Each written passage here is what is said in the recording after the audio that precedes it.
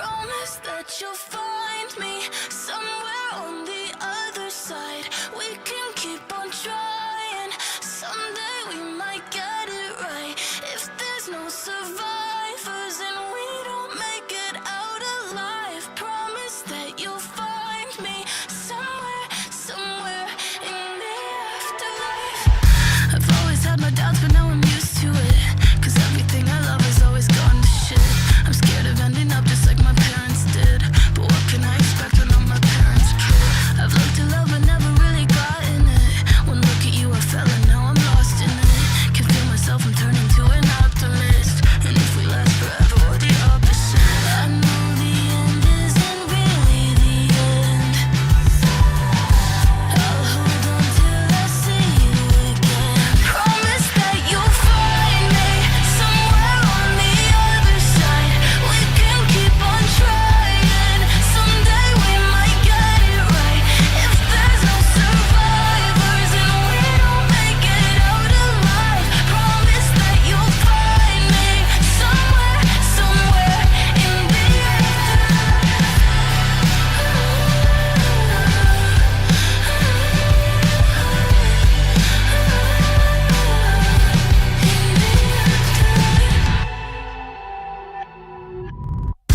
Everywhere you are is where I wanna go. I'll find you every time it's out of my control. It's like you have a magnet holding on my soul. And when you're not around me, I just feel your pull. Feels like we've been at it for a century. If we're in different bodies every time we meet, I'll still recognize you when you're next to me. Who am I to fight it when it's destiny? The end isn't really the end. I'll hold on till I see you again. Promise that you'll find me somewhere on the other side. We can keep on trying. Someday we might get it right. If there's no survivors and we don't make it out alive, promise that you'll find me somewhere, somewhere in the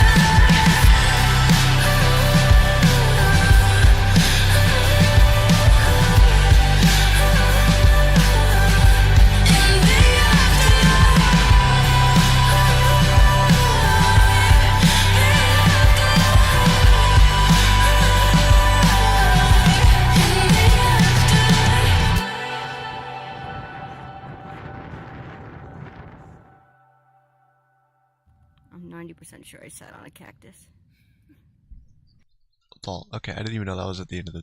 Okay, whatever. Chat. Hello. It's been... about 2.5 months since I've streamed. It's been a bit. And, yeah. This is... I mean, it's lolcows, but it's not lolcow universe, technically. So I'm expanding my horizons. Okay? We're talking about different things today. Because I am a diverse creator. Right, chat? I don't talk about the same thing every stream. So apparently Wings and DSP finally did their little collaboration stream. It's been talked about for years and years and years and years and years. Over, like, I think somebody went on DSP. Did Boogie go on DSP like a year or a couple months ago? Whenever it was. The locale timeline,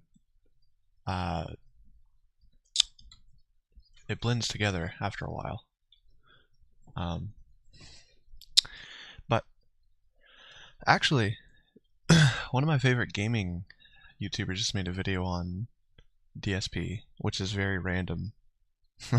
Because I know he watches him a lot, and he does like his DSP voice, and he makes fun of his like whatever. But he basically made a video like why DSP is a great creator.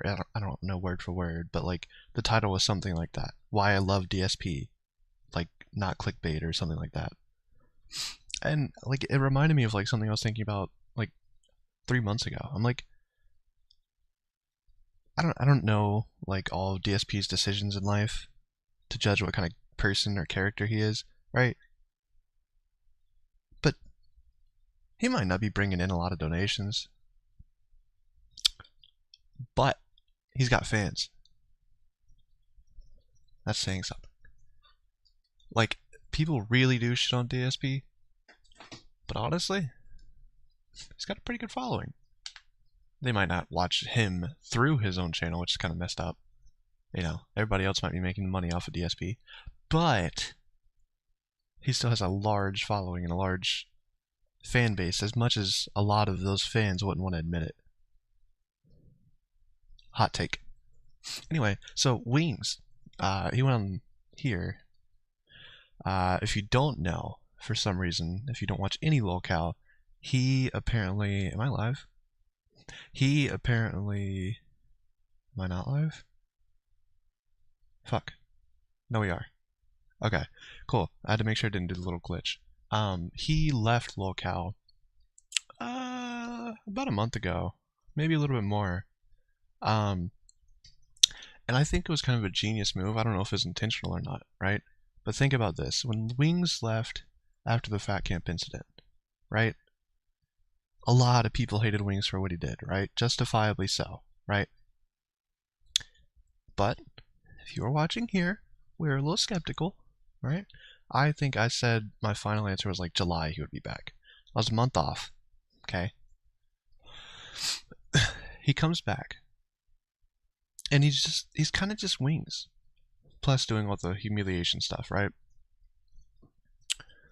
And I don't know. I think he kind of did a lot of damage control. I think that little stint, the little from August, whatever, like halfway through August, towards the back half of September, he did a lot of like damage control for his name. And I think he won a lot of people over. Am I projecting? Yes, because he won me back over. I like Wings again. I don't agree with everything he does, but I think deep down, he could be a pretty alright person. He's probably solid. But that being said, what he did was fucked. And I think he knows that. Anyway, let's see. I don't know what to expect from this interview, because I don't really watch DSP. And I know what to think about Wings. So, occasionally I'll check him out on his own channel, but, you know. There he is. He's working now. Cool. Okay. So. And, I'm a Wings simp. Kinda. I mean, he does like the Braves. Anyone who likes the Braves, that kind of touches a little soft spot in my heart. What was I about to say? I am proud of Wings for clipping this, by the way. Because this is one of those things Keem was telling him that you should be making money from. So I wonder if he asked him ahead of time, or like maybe it's in the interview, like, hey, do you care if I like clip this out and put it on my channel or whatever, you know? Either way, smart. That should have been done. These things should have been on your channel a while ago. A while ago. Wings could be making so much more money off of his name. Without Keem, without anyone else. He could do it. Everyone, welcome. He's here. After all of the years of anticipation, all the build-up, all the hype, ladies and gentlemen, I present to you Jordy Jordan, better known as Wings of Redemption, on the internet. How are you today, sir? I am doing well. Great. Let me actually adjust your volume because you were a little loud there. That's my fault. Not your fault, my fault.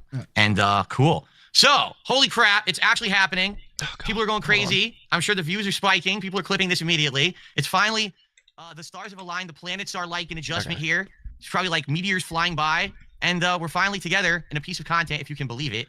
Let me just up front, I want to welcome you to the show. And I can believe it, because you guys were never the ones who were going back and forth.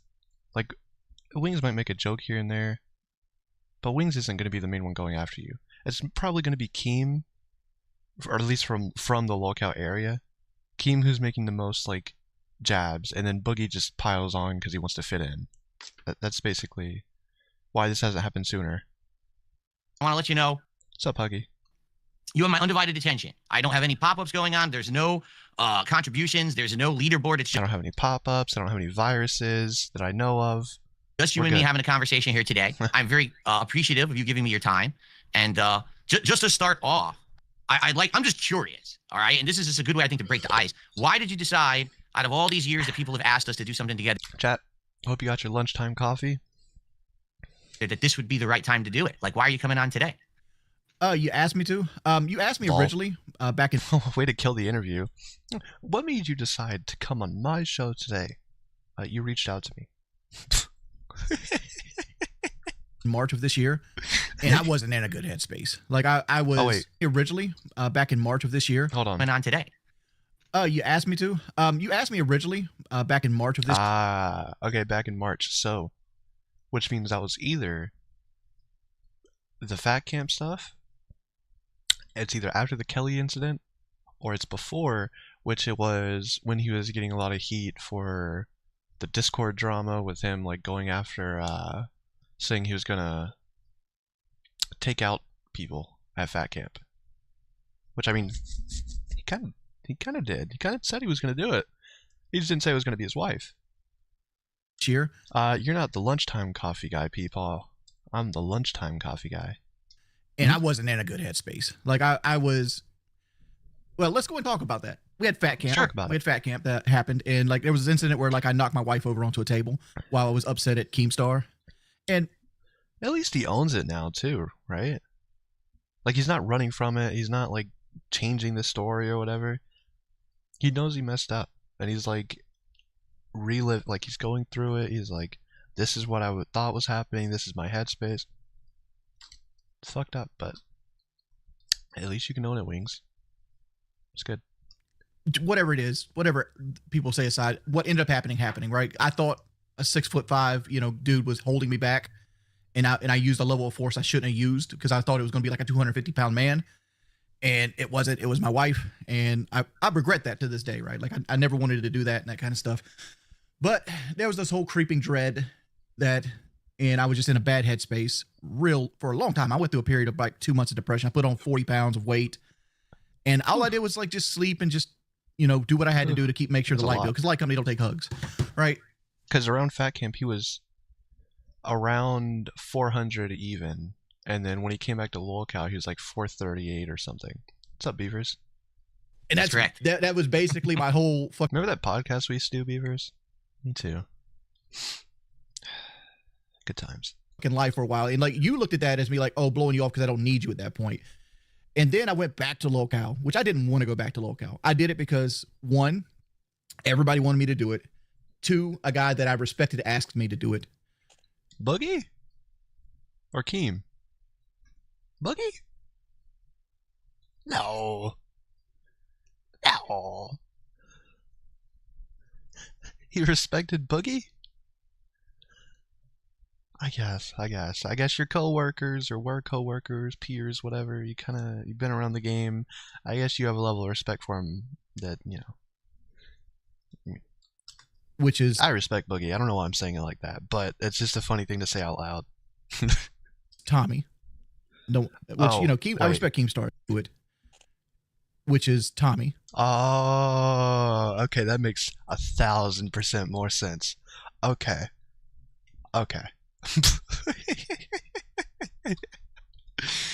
That makes so much more sense now. I respect Keemstar as well. Like, don't get me wrong. I don't not respect Keemstar, but like Tommy's always been a straight shooter. I like how my mind went to Boogie. He's always been a true friend that had no like stipulations or no like aspirations of like my time or my personal gain or anything like that. So he asked me to do it. So like, all right, I'll give it another shot. Which I've already quit again. Because like I wasn't just happy. Recently, right? It was just like 2-3 weeks ago. Yeah, I think. Yeah, I just wasn't happy with it. Like it's mentally, to me, I have authority issues, and I hate having a boss. I'd rather make less money without a boss than go and have somebody tell me to clean the toilet. That's never been me. Fair. Well, let me ask you this: was anything holding you back from doing anything with me while you were with lolcow? Like officially, did Keem or anyone on the show be like, "Don't do anything with Phil because we want to maybe get him on the show and we can use that"? Ooh. I don't think so though, because I remember them saying a couple months ago, somebody was supposed to go on the show before. I think it was Boogie, but I don't remember. I don't even remember if I watched it or not. There's too much shit that happens in this stupid community. Listen, you watched it, Trippy? Yeah. I saw this pop up from Wings, and I was like, huh, I bet that's pretty interesting. So I decided, you know what? Might as well stream it. as an angle to get him on the show, or it just never really happened because of the headspace you were in? No, I'm curious because from my perspective, I always got to wonder. Like, I know that Team has always wanted me on the show in various capacities, and I was always wondering if that was a factor. No. First off, like I'm not that kind of person. Like if you tell me to do something, I'm gonna tell you to fuck you. I know this. I don't know if it's PG-13 here. I'm just like, that's who I am as a person. No, you say whatever you want. It's all good. I don't think so. Have you seen these DSP clips? It's not PG-13. Tell me to do something. You ask me to do something. If you Come on, May 1st, PG-13. Get out of here, Wings. You knew better. ask me to clean the toilet, I'm 95% of the time I'll clean the toilet. But if you go, you better go clean that toilet or you better get out of here, boy. I'll show you how to clean the fucking place. All right, so now you're not on Lalcow anymore for a few weeks. You're trying to do your own thing. I know for a fact, you're really grinding away at Battlefield 6 recently on your streams, and you're trying to make it, work again, which I understand. It's when you're so weird. I cannot not hear my the fucking dude. If anybody you guys know, RGT85, he'll just randomly break out into a DSP accent, and now that I'm listening to DSP actually talk, I cannot unhear it. Jesus Christ. Oh. all your effort or a lot of your effort into this Lalcow thing for so long, and now you're trying to get back into the grind of doing your own content. I can't.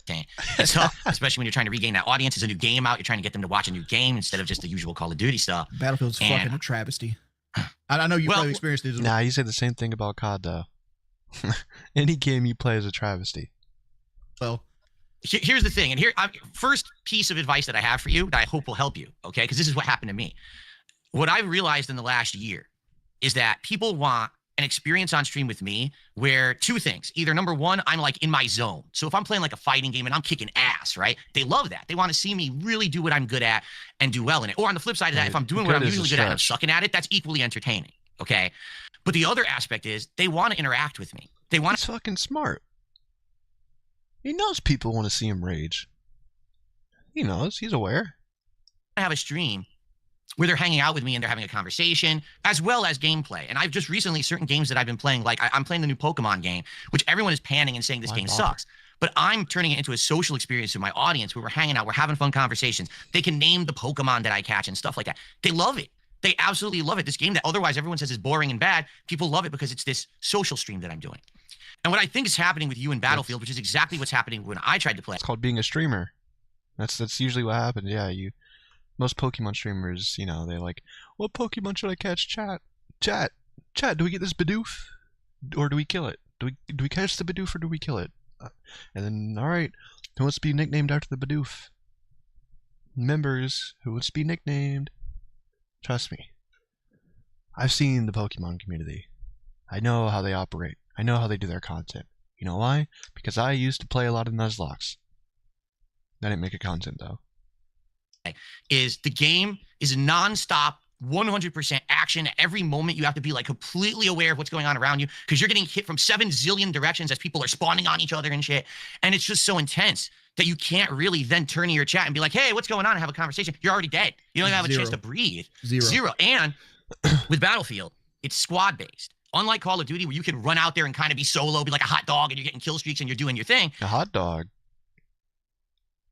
The hell do you mean by a hot dog? In Battlefield, it's 100% based on that teamwork. You need to have the support guy who's reviving you, the engineer who's going to take out the tanks and the equipment. Without that teamwork, you can't succeed. The problem is when you're in a team and you're constantly communicating with your teammates, again, you're not talking to your chat. You're not reading your chat. You're not paying attention to the chat. So when I tried to play Battlefield, 2 streams in, people were already saying, this game's boring as dirt. Why are you playing it? I'm like, what do you mean? It's like full of action. How could you say it's boring? They're like, yeah, but you're ignoring us. Oh, you're right. I think that's the point is for guys like us who've been around for a very long time, people aren't tuning into a Wing stream or a DSP stream to see us be like, oh my God, they're in their prime and now they're going to kick ass. They're there to just have a good time. They know who we are. They've seen our content for years and years, right? They just want to have a social experience with us, hang out. Yeah, the gameplay also, but they also... Yeah, legit. Like, he's kind of right. To an extent. I don't know where he's going here. Let me not give him all the flowers, right? I don't want to watch Wing, like, occasionally I do, right? I want to watch Wings go through a docket.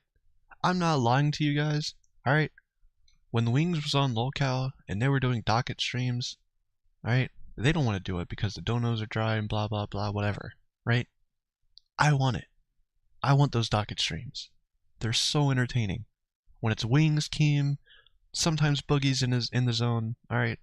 Sometimes he's just there being digital shrubbery, whatever the fuck, right? Such a funny line, but it's like the Wings and Keem on a docket show is so good. I don't care. They want to have a good time with us. The people who are going to benefit from that high-end gameplay are the sweats, the new blood, the people who are like trying to be in esports and they're grinding it out to be on a team and shit. They're the ones who people tune in. Oh, I want to see this guy's new strategy, this fucking new thing he figured out with a build. And I want, they're not coming to old guys like us for that. For us, I think we excel at having a social. I got a question. They're going to all the Fortnite kids who are all drugged up and getting the victory royales, streaming like 40 hours a day. Have that. I got a question. Go for it. When you play Street Fighter, right? Because you're known as a former Street Fighter pro, do you not have the expectation? Is he? I didn't fucking know. I don't know DSP lore, so. Expectation that you feel like your chat has to be met when you're playing? No, hold on. Are you saying an expectation of me performing in the game or an expectation? That's a good question, though, because Wings streams a lot of Call of Duty, and Battlefield's like it's the competitor. It's the competitor again. I was about to say back in the day, but Battlefield 6 is kind of the competitor, and it might do some little bit of damage to Black Ops 7. But anyway, nobody wants to hear me talk about that. Wings, I think is a very good question because of that connection. He's like the Call of Duty pro, DSP is pro. He's saying, if you are playing that game that you are known for being a pro at, known for being so good at, do you still feel like you're obligated to the chat? Ow, fuck. Basically, they expect you performing in the game. Like they expect you to at least win 70% of your matches. To be truthful, Wings, I don't care if you win 70%. Just don't suck ass. I don't think so, because the thing is, just kidding. Your prime's over. You can suck now. It's okay. I haven't presented myself as a competitive player in a very long time. Maybe early on when I started on YouTube back in the day, and I was like, I'm a pro player, I'm good at Super Turbo, now I'm going to play Street Fighter 4 and I'm going to kick everyone's ass. That was kind of my attitude back then. I don't know how old you are, but like, how old were you when you started YouTube? 26, 27. Yeah, because I was 24 when I started. So like, it's a long fucking time ago. And I had that same moniker. Like when I first started YouTube, I wanted to be known as the best in the world, right? Like I wanted to be that guy on Call of Duty. And like, as I've gotten older, I realized it ain't happening and it's never going to happen. And people say, oh, your Twitch reflexes go first. No, that's not true. I still have fighter jet reflex. I have 175 millisecond response time on like my hand-eye coordination. That's how the fuck do you test that? Fighter jet pilot reflexes. Probably is my eyesight's going. Like even with glasses, like welcome to the club, pal. It sucks. It's not fun. I just can't see motherfuckers way far out and I have to use more zoom scopes. But like, yeah, I feel you 100% what you're talking about. Like I have to interact more and Battlefield just doesn't do it. And I think I've seen it across the board. Like that's why I never got into multiplayer. Respect. I don't know if we can use his name, but he's a big guy like in the streaming scene, and he used to pull 25,000 viewers. I looked at him the other day. He's got 11,000 viewers, which is a 10,000 viewer drop off for Battlefield. Like Battlefield 6, yeah, but for like is just a travesty to stream. It's so you can't ever take your eyes off of it. As soon as you take your eyes off of it, is bang. There's like 3 seconds between games. You can't even go take a piss. Yeah, the people who are going to excel at a game like Battlefield 6, at least with content creation, are the people who are on teams. They're playing with their teammates. This is their content. This is them practicing to go to some big event. That's the grind that people want to see at that high level shit. For guys like you and me, it's all casual shit. We have no aspirations. I have no aspirations to go to the Nationals for Street Fighter and win. You have no aspirations to join a fucking. Yeah, Wings isn't actually. If Wings was actually at the top of the Call of Duty scene, he still wouldn't want to go out and go to these like events. I don't think he's ever talked positive about them. About wanting to be there, you know, sports team and fly across the world and play in a tournament. I've done it. I've done it before. It's not fun. Like it's dude, I know. I lived a life for a decade. I hate it. Yeah, like I didn't live in a decade. I lived for like 2.5 months, and I was like, fuck this shit. You know, have you ever? Fallon, I don't know about that last word. All right, but the rest of that, doing pretty swell. Doing pretty all right. To scrim for 8 hours, like just play Call of Duty at the highest level for free for 8 hours. I'm like, fuck. I know you're a wrestling guy. I'm a little irritated at WWE. I don't know what they're doing. Their PR or social media manager, all of them honestly suck. All of them suck. That WrestleMania 42 promo, awful. What are they thinking? Right? The AI and the creative thing now. Everybody wants to sweep it under the rug like it's no big deal. That's what they want you to think. I'm not trying to be like conspiracy guy, but that's insane. I could go make YouTube videos and make more money in doing this shit. So with us not having those aspirations to do the big stuff, we've got to find a way to make it entertaining for the audience. And trying to play with a team where all you're doing is talking. The same thing happened to me years ago. I tried to. You watched it live. It was one big cup fest. Maybe. I don't know. I find it fascinating. I find Wings fascinating. I don't really know a lot about DSP, but I'm sure I would be intrigued by him too. Few experiments. One of the things I tried to do was when Apex Legends was brand new. It just came out, okay? Ugh. And I tried playing with the team, one of my moderators and another streamer, and we did good. We actually were winning matches. We were, overall, we were getting better. And after doing it for like a month, no one cared. The views were down. The income was down. I was like, why? And the feedback was, people are here for you. We're not here for you and the team. We're not here for we're here for you. So you have to be here for us. So I think when Call of Duty comes out, that's where you excel, right? Like that's your game. Even though I know you say you hate it, I think you have to admit you're so good at it that when you play it, you can get into that zone and you can get those kill streaks. You know what I mean? Lumix video the other day saying that my hand-eye coordination's gone and then I'm bad and I'm like, he was talking shit. I got cloudy brain. Like, is that not true? I didn't say that. I didn't say cloudy brain. I don't even know if I said your hand-eye coordination is gone. You're talking about boxing.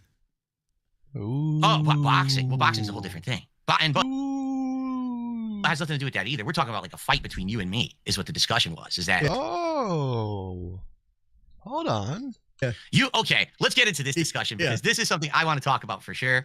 All right, Jordy, you get baited so bad all the time by everyone around you. And I don't think you realize how bad it is. Or maybe you do and that you're rolling with it. I don't know. I'd go through this for. I think you're watching highlights. Because I stream. Oh, of course. I'm not watching the whole Raw. Yeah, I stream like 4 hours a day usually. So it's like that's 30 hours a week where people clip like a 30-second section of my stream and they just put them all together. And that's exactly what they do to me. And then they act like that was the whole stream. Right. And it's bullshit. It's not, because there was one asshole in my chat who I lashed out at because they were being an asshole. It doesn't mean that's what I do all day, but that's how they portray me. And they do exactly the same thing to you. Okay. But the point I'm making here is I'm not saying it happens constantly. What I'm saying is bro, because highlights like they my God. I'm not going to get into why people watch that. People say something to you and you take that bait and you run with it. Like, for example, people asking you about fighting me, right? Like, are you going to fight DSP? Would you beat DSP in a fight? Why would you even entertain that? Because no matter how you respond, that's going to be clipped. That's going to be thrown on the internet as a negative. They're going to send it. Because he's like a drama adjacent creator. I'm pretty sure when they said that, he was on locale, right? Maybe not. But either way, people want to hear him like stir the pot, to me, they're going to say, see what he said about you? And they're going to try to get drama stirred up. Well, and publicity, publicity is good publicity. Well, yes and no. Like, I'll agree to that to some extent. But like for example, let's talk about the whole fight thing between you and me. All right. So I'm 5'10". No, excuse me. I'm 5'11". You're 6'4". 6'1". No, 6 foot. Oh, you're 6'1"? I thought you were 6'4". 6 foot even. Ooh. So you're 6 foot even and I'm 5'11". So we're about the same height. Yeah. You weigh way more than me. 430. Wow. So I just weighed myself a couple weeks ago and I was 188. Yeah. All right. And that's my new weight. That's because I've been losing weight and I'm working out. What was the heaviest you ever got to? Around like 245 was about my heaviest. 245. And I don't know, dude. Yeah, that's baby numbers for old Wings. I have no fucking clue how you do it because when I was at 245, I was like, I'm miserable. I couldn't exist. Fucking miserable. Like, and I know 245 is not bad. 245 is actually my dream weight. Like, I'd be happy with 330 right now. If I was 330, I'd be able to beat the world. That's how I feel too. But like, I'm not up there. I think I'm like 205, right? I want to be about 250, 240, 250. I think that's a comfy spot. Like, Joey is so miserable. No, and just for me, my fucking knees. There was one day I was 245. This is when I had my office job. Okay, I opened the car door in the parking lot. I put my leg down. I go to stand up, and my fucking knee pops, and all the tendons in my leg shooting. That means you're getting old, pal. Have fun. Fucking pain. I'm like, oh my God, I'm just standing. They'll have a cure for that by the time I get close. Up, and it's fucking like this all the time. And I don't know how you do it. You must have incredible amount of like pain resistance. Maybe you phase it out in your mind. You know how you can do that. You just don't think about it and it fucking goes away. Because I could never. I'm sure that would never be able to you do lift that weights shit. now, right? You're in pain. You don't think about it, and goes away. Thanks, DSP. You lift weights. I'm sure if I get shot, I can just stop thinking about it. Pick 100 pounds up. Oh, of course I have. Yeah. Could you do 2? Could I do 2? Yeah, but not for more than like 1 or 2 reps. So like my life is picking 2 of those up every time I stand up. Yeah. Fair. Every time I stand up, every time I want to go for a walk, every time I want to fight somebody, I'm carrying 200 extra pounds around. My God. It is just So- it destroys your body. And I'll talk to my wife all the time. My wife's like, let's go for a walk. I'm like, dog, really? You want to go for a walk? Like for her, a walk is something that's gentle and like nice, and we look at birds and things. Shit, she can go for a walk, and I'll chill on a scooter behind. You know, I'll get one of those little powered wheelchairs and put it on rabbit mode, and we can go for a jog, whatever you want to do. I'm not walking though. Fuck that. It's relaxing. So to me, it's a grueling uphill battle where I'm just dying. It's like, oh my God. All right, so getting back on topic, because we did get derailed there. The topic of you and me fighting, right? So I Okay. don't even know how it came up on your stream. I really have no clue who brought it up or whatever. But someone know. beat you into this comment. Okay, so how did it happen? How did Somebody someone came to bring my it up? comment and said Phil was on a Lummox video stating that he would knock you out in one round. Oh, so it wasn't Wings who started it. Oh, he wanted to play like he was little Mr. Drama-free guy over here. Oh, but he said he would knock him out round one. Huh. Interesting. How the turns have tabled, Mr. PSD. That's what it came to me. Nope. Of course that never happened. Yeah. Here is my perspective, okay? You and me in a ring. We square up. Immediately what I do is I step away from you and I never let you touch me because I have stamina. Great. Fantastic strategy. I'm sure you'll win that way. I can just dance around you. I don't know if I'd be able to effectively strike you or hit you, but I'm going to tire you out. You're never going to be able to hit me. Even if you come at me, I'm just going to step aside until you're beat, you're tired, and then that's it. The only I issue already won. The only issue with that is I've actually trained in boxing and I know how to cut the ring off. Well, there you go. And I don't have any boxing skill whatsoever, but obviously... Well, there you go. I just got knocked out. No, you can't say that. You said you would knock him out round one. And if you're just running away from him, you're not knocking him out. You just said you don't even know if you can land a hit. How are you going to knock him out? How does that make sense? How? He's going to fall over? If we were to fight, I would train. I would learn all that shit. Because like, And we, You would play with trains, you fuck. But that was the point. As a fat motherfucker, Phil, you don't fight the skinny guy out in the living room. You fight him in the bathroom. Exactly. Yeah. Exactly. Sure. You play to your strengths. And Yeah. that would be your strength is you have insane size on me and you can just overwhelm me if you get close enough to me. Exactly right. But anyway, that's the point. Someone, I don't know how it came up, but someone was like, oh, like Wings would beat up DSP. I'm like, no, Wings would never hit me. If we were actually in a real fight and we were training, Wings would never hit me. I would never allow. Then how are you going to knock him out round one like you said on the other guy's show? I'm just using common sense here. I'm using the evidence I'm giving. I'm trying to make the most of it. How are we going to do this?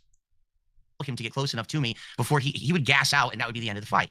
Right. But that's all I said. I never said I would knock you out. I never said anything like that. But this is what these people do. Mm-hmm. They take the comment, they twist it, they turn it into something. And now, let's get these guys to be angry at each other. Let's get these guys to talk shit about each other. They bop it. They want to fuck each other up in a fight and shit like that. And I hate to say it, it's not just your trolls.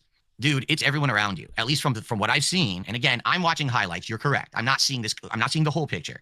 But dude, there's been times your moderators say fucked up stuff about you, about me, about others. They are 1,000,000% goading you into making that clippable content. They are content farming you. And I don't think that you're aware of that. Case in point, it's just happened. DSP's trying to turn his mods against Wings? What? Uh-oh. Happened on a stream a few days ago. Your the moderators problem isn't the mods or drama. Wings isn't upset at all about any of the drama, like stuff like that. Wings should hire me / an editor. Not actually me, because he's going to want fancy bullshit. I'm not doing all that. He should hire an editor to clip his streams and upload it on his channel. Just like he did this interview, and he can make monies. are telling you that my wife left me. Okay? And you're like, oh, she did? Oh, she did. That makes sense. Dude, my wife didn't leave me. We're happy. We're actually happier than we've been in a long time. I just don't put her in my content. So the detractors are like, well, she must have left. Let's make a negative out of this. And then they spread that on the internet and they tell, oh, let's have through the grapevine, this and that. Next thing you know, now it's like a meme. Phil's wife left him. No, she didn't. But now you hear it from your mods and you believe it. It's not and the then you talk about it. I figured your wife was going through the same thing mine's going through. Well, not the What's same that? exact thing. Like my wife recently put some weight on and she doesn't want to be on camera anymore. But the reason she put weight on is because my wife had thyroid cancer. So like she has to have all these concoction of medications to like replicate what her thyroid used to do for her because it got cut out to get the cancer out of her body. And like her medicine messed up recently and it's affected her metabolism and she gained like 20 pounds. Right. And she's unhappy with herself. And I'm sure your wife, because everybody can see that Kat has gained weight since she got married to you. right? Of course. I mean, it was a given. Just seeing the 2 times that she really appeared. And all women are a little vain, and they don't want to be seen in a negative light. And I'm sure that's the same effect, right?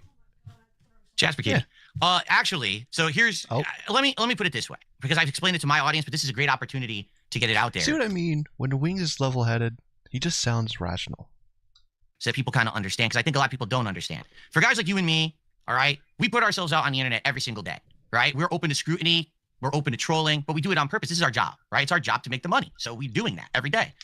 But there's people out there who they're not used to that level of scrutiny. They're not used to that level of criticism, trolling, childish insults, all right? Nor should they be.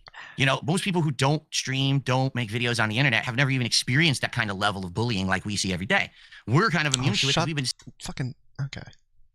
seeing this for how many years? But my wife, she doesn't know about that world, all right? Now, she knows about it because she sees it happen to me on stream. Not knowing about the world is different Every day. Than most people not going through bullying, basically. To some degree, someone's going to go through it, right? Even if you don't even view it as like that. But she doesn't experience it. And so back when she moved in with me in 2018, it was actually our intention originally that we were going to do some content together. Maybe like once a month we do a Q&A video with the audience and we'd hang out and have, you know, fun conversation with them. And then maybe she would do some gameplay. And this culminated in 2018's Halloween special. She dressed up in a Halloween costume along with me. And we were doing the stream together, playing Silent Hill. And the trolls came by and they said such vile, disgusting things about her on that stream that she literally saw it in the chat, shut down completely. Like she couldn't help it, you know, just the natural reaction. She just shut down. Off stream, we took a break. She's like, have you I wonder what they talked about, like what he does for content. Because I would think if I was DSP and I had that kind of those kind of fans and those kind of following, or that kind of following, before I bring her on camera like that, I don't know, man. I don't know. Can't do this. She's like, I thought I could. I thought I was built for it. I'm not. Oh, okay, that's how it happened. Maybe I should just stop jumping to conclusions. Don't want to be in your content if this is how it's going to be. It's just is really messed up what's going on. I said, I completely understand. And I did the rest of that marathon by myself, despite the fact that it had been planned to be both of us on there. Mm-hmm. She didn't even appear in my content until 2024 again. I want you to think about that length of time. 6 years away from that crap where she wanted nothing to do with it. The only reason she came back is because it had been so long and we actually really wanted to play Yakuza Like a Dragon together. Well, actually it was Infinite Wealth, because it had this mode that was very similar to Animal Crossing. And we had played Animal Crossing together offline in 2020 and actually loved it. We're like, we could do a virtual island together, and we brainstormed this idea. Let's have her come back and do this content with me. So she did. And obviously anyone can see, in those streams, she had gained weight since 2018, 6 years. He literally DSP literally was trying to book this boxing match in his head. He's like, all right, so in this spot, we're going to do this, and then I'm going to do this little loop-de-loop around you where you're going to start spinning around like you're doing a trick shot. You're going to punch, I'm going to duck, and then I'm going to uppercut you. And I'm like, fucking gonna tweet your tipple. I don't know. He's legit. Yeah, he was fantasy booking. It passed. A lot had happened. All right. Thing is, I don't tell anyone about it. Unlike with you, you seem to be incredibly transparent. When AI gets good enough, he's gonna put on a VR headset, and then you're gonna be in AI VR, and he's just gonna box Wings. I bet you that's the future. Honestly, if Apple Vision wants to stop their VR things from collecting so much dust, merge VR and AI videos, and making AI environments that you can make your own. Come on, I am building the Black Mirror future here. Between you and your wife and everything, you tell everybody everything, right? I don't tell anyone shit because I've been through this already. I had a previous. A lot of people were surprised recently that I own cows. Oh, I didn't even know that you own cows. That's cool. Yeah, but I have this whole life that I exist. I don't tell people about. That's good, because I learned the hard way, dude. You know, when I started back in the day, I shared absolutely everything. 100%. Internet was new. Internet was new. And who would have thought that something that you said or did in 2010, 2011 would come back to fucking bite you in 2025, you know? Cost me hundreds of thousands of dollars. Hundreds of thousands. Dude, I hate it. I knew when you lost your Twitch that mine was going soon. Everything. I'd love to talk about that later. I definitely want to hit upon that bullshit later. Legit, anyone consistently, because I've thought about it recently, so what I'm saying I'm kind of a hypocrite for. Anyone who is still regularly streaming on Twitch, I don't get it. I don't know why. I genuinely don't. Like, unless you already have like an established like certain amount of people who show up, I don't know. I don't know why try and grow on Twitch at this point. You're gonna get banned for something you didn't actually mean to say, or something adjacent to that, right? They're not gonna care. They're not gonna let you appeal. They're not gonna tell you why you're banned half the time. There's genuinely no reason to stream on Twitch. They're just gonna treat you like a piece of shit, like a pawn, like the dirtbag you are. I would rather stream on. I don't know why I'm probably gonna do gaming streams on Twitch eventually. Because I think there was definitely something going on there. How the fuck did both of us lose our Twitches? Well, everything that happened to you, I knew it was going to happen to me. Like if something happened to you, I'm like, all right, this is. Ooh, WWE champions. You know, WWE mobile games suck. All right, that's another thing. It's a rant for a later day. The Supercard game was fun whenever it first launched, and then it sucked. All right, champions. I tried getting it. There was one that was really good. It was like turn-based or something. I don't know. But it was pretty fun. I don't remember which one it was. Champions, I didn't really like. There was a like Immortals game that was pretty stupid. They're supposed to be coming out with a new one on Netflix. Like a WWE Netflix mobile game. I don't know what that is, but we'll see. About to happen to me in the next month. Because they always did you first. Yeah, and then you were right after. It's bullshit. So I think it was an agenda. There was people there working behind the scenes. But anyway, so early on, I shared everything with my ex and everything. Oh my God, she was in all my content and everything, and it was a fucking disaster, right? Like people would, number one, everyone hates my ex, so now that's rubbed off on me. Everyone now hates my content because they hate my ex, and then on top of that, I'm revealing. Okay, well, that's just bad faith, people. Like I don't even know how that translates. Things about my private life. People are now starting to do intrusive things to my life. They're fucked. Almost all mobile games are trash. Occasionally, I'll still load up Pokemon Go. But other than that, and even that's kind of going downhill. Especially now that, like, I think they sold it to some Saudi Arabian company. I don't know. You're right, Trippy. I don't know why I'm pushing back. It's pretty shitty. What's up, Neon? With me, they're messing with my actual real life shit behind the scenes that no one should even know about, you know, because I had a electric bill sitting on my countertop by accident. It wasn't opened. It was a closed envelope electric bill, and I'm filming in my kitchen doing a vlog. They call my electric company and they turn off my fucking electricity. That's so fucked up but hilarious at the same time. What the fuck?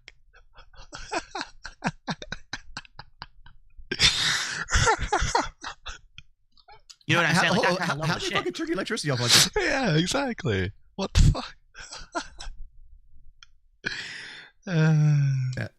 Because they saw the company. Exactly right. They socially engineered. They called in. They pretended to be me with basic information, and some dunce at the company thought it was me, and they tried to turn off my. Wing said he's not 100% done with the LCU. Interesting. What does he mean by that? I wonder if they're going to convince him. So, if you haven't been watching, right? He's gone live. Honestly, it's been a shit show. It's been hit or miss, right? They've had good episodes. The new crew has basically been Rastov, Scooter, and Boogie. And they did a little thing where they fired Boogie, but he missed like one show, and I guarantee you, Keem isn't sorting the money out enough to be like, you're not making the money for that one day. This is how many donations we got. No. Boogie was never fired. So it's Boogie, Scooter, and Rastov. And most people don't want to watch that because they don't know who the other two are, really. The average, like, they know, but they don't want to watch that. You know? I wonder if they're going to put Wings on Bus with Sweet Tea. Because Sweet Tea, I guess, was a big Wings fan, and I guess they're friends. So, maybe that'll happen. I'd watch a Wings show if he came back. Electricity, and the only reason I didn't get it turned off is because they emailed me 2 days. Also, if you haven't been watching Locale, Xylee is moved off of Rewind, crazily enough. It's been like that for a couple weeks. It just still kind of feels weird to say. That's crazy. Prior and said, so it's going. There's no Wrangler? Exactly. Like, yeah. Like, I cannot. Oh, God. Rastov as a person is fine. As a creator, I can't watch him. It just feels so forced. It feels so fake. I don't know. It's genuinely nothing against him as a person, though. going off on Monday. I was like, what? So I called him immediately, said, this is all bullshit. And I had to put like multiple levels of fucking password protections and shit in so they can't do that shit anymore on all of my stuff. So I've been through this shit, right? Yeah. I learned from experience, you cannot share your shit with the internet anymore because they will take every little thing, even as stupid or small of a piece of information seems to be that you'll give these people, they'll run with it and they'll create entire conspiracy theory scenarios around crazy shit. So can I ask you a question about that? Oh, go ahead. Like the bankruptcy thing, right? Like, why was that open? Razduff and Scooter are locals. Yeah, I agree. Scooter, 1,000%. 100,000%. Razduff too, though. Why was that an open forum? Why wasn't that behind closed doors? I thought that was the stupidest thing ever that people could like call in and listen and shit like that. Well, it was a combination. First of all, bankruptcy hearings are public. Yeah. Like they are a public thing that anyone can go to. I think that's really stupid because obviously now we're entering the internet age where people will fuck with you, you know, because they can. If they can get away with it anonymously, they will do it. Normally, a bankruptcy hearing would be in a courtroom in front of a judge, in front of security. So if someone tries to fuck around, you get arrested, right? But COVID was going on. So because of COVID, they suspended all in-person Have they stopped action. all those? Do they still do virtual court things? Because I know there's still schools that are like, it's like optional. You can still do virtual if you want, which is really weird that like that's a time that we're in. Because bro, if I had that as a kid, I don't know if I would have done it though. I don't know. Virtual school is, it's weird. And it was all over the phone. And they had zero. Some counties still do virtual. So that's just a thing we have now is like virtual appointments. So virtual court, school, virtual, they're just doctors. Like that's just a more common thing after COVID, which is, it's so, I don't know. I find it fascinating like how certain things in society change after like a big event. Huh. Checks and balances. I'm autistic, guys. Zero. So literally anyone could have called into that and said that they were a creditor of mine and fucked with that hearing. Now, you know, normal people don't go through what we go through, so they would never think there'd be someone that crazy to do that. What? Some nut job would actually chance doing that? Yeah. That we go through it every day. But normal people don't think. The judge never would have thought. My bankruptcy lawyer never would have thought that someone would have called in and pulled something like that. But anyway, so getting back to the subject about my wife and everything, 2024, she comes on the stream.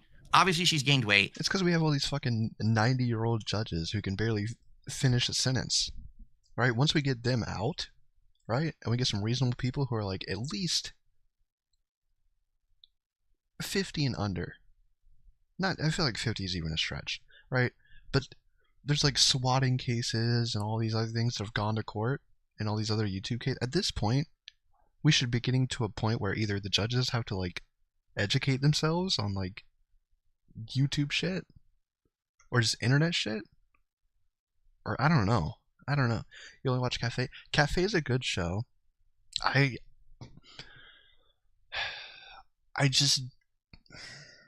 want Tommy to have a different co-host, and it's not Batgirl's fault. I just think he would work better with somebody else. I don't know where. I think Tommy and Albert, Tina's son, would be hilarious, but I think Tommy would like eventually shoot himself. I don't know. Everyone, again, nothing but disgusting, fucked up comments about her. It's absolutely ridiculous and out of control. And since then, basically, she's made it known, I'm just not built like you guys. You know, you people like you, people like other people, streamers, can be on the... Tommy and Billy would be funny if that would work, but their time zones are so far apart. Like Tommy's 5-6 hours ahead of East, Billy's 3 behind. So Tommy's like, let's say 1 p.m. I think it is, or no, 2 p.m. I think it is whenever he goes live. That's Billy's 5 a.m. So it'd never work unless Billy stays up all night, which I guess he does on occasion. Internet, they could put up with that level of harassment. I can't. It actually hurts me. Like my brain, my emotions, I get hurt by it.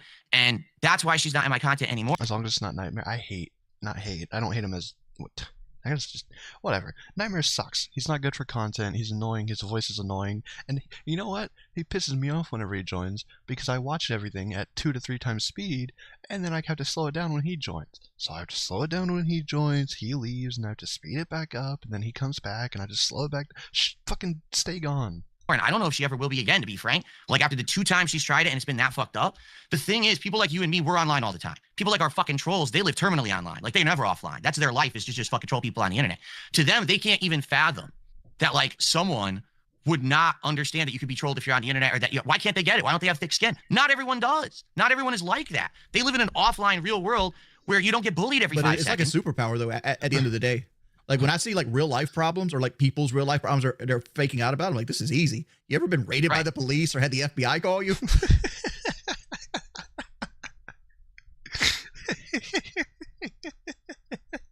Like that's an actual problem. And so this is the thing. Best thing he did was jump out of the plane. Worst thing he did was survive, is what Keem technically said the other day. I'm not saying that. YouTube, that wasn't me. I'm translating the message on Locale Live. Like people say, well, because Phil's wife isn't in his content anymore, she must have left him. No, she's a normal person, and she doesn't want to be harassed and bullied nonstop. Why don't you like put pictures up on your ex or something though? Like you can take pictures with each other. Just cherry pick a really nice picture of you guys together and throw up on X every now and then. I understand exactly what you're saying. Yeah. But the thing is, we have, yeah, but and I people say this, still find shit just to piss him off. Now that he said that out loud, now that he knows, or he said that she can't handle it online, anytime she's there, because I know how these people work. Anytime he's there or she's there or anywhere around, they're gonna bring up shit to piss her off. He's fucked up. He's fucked up for saying that out loud. Don't want to believe it because they want to believe the toxic, the negative. They want to think that like my life sucks because they hate me, right? But in reality, I have a great life. Outside of this room, when I'm with my wife, we have the best time together. We have common interests. We have things we love to do, and no one will ever know about them on the internet, and that's a good thing. The fact that we have that private life or whatever, we don't need to share it with the internet because I don't need to brag. I'm happy. You know what I'm saying? Like I'm not showing off or anything. I'm good. You know, and I get it. It's nice to have that social aspect, but the fact that we know that we have this stalkerish people after us who will fuck with us, any piece of information we get, we made that pact with each other that unless we make an act. That's what I'm saying. I see, just like from the shit I see on the internet, like the clips, people make DSP come across as a fucking retard.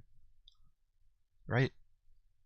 But this guy, like this sounds reasonable. This sounds like level-headed and kind of, you know, whatever. I think he's got a little more there. Huh. The decision that she'll be in my content again. It's a complete separation of what's public. DSP knows the game, bro. DSP knows the game. 100%. He's not me, like, whatever, but he knows the game. On the internet versus what's private behind closed doors. He doesn't pull donuts. He probably isn't the best with his money. doors, and our life has been dramatically better since we made that separation. So understand, we're happy she hasn't left me. It's just that we don't want to fuck with that. Why put extra stress on our life together by putting it public when we don't need to? We're happy as we are. But that's just one case where people like your mods or your viewers or trolls or whoever it is, they come to your streams and they say something and they're like, here it is. And you're like, oh, really? And then you start commenting on it. And those are also bad with money.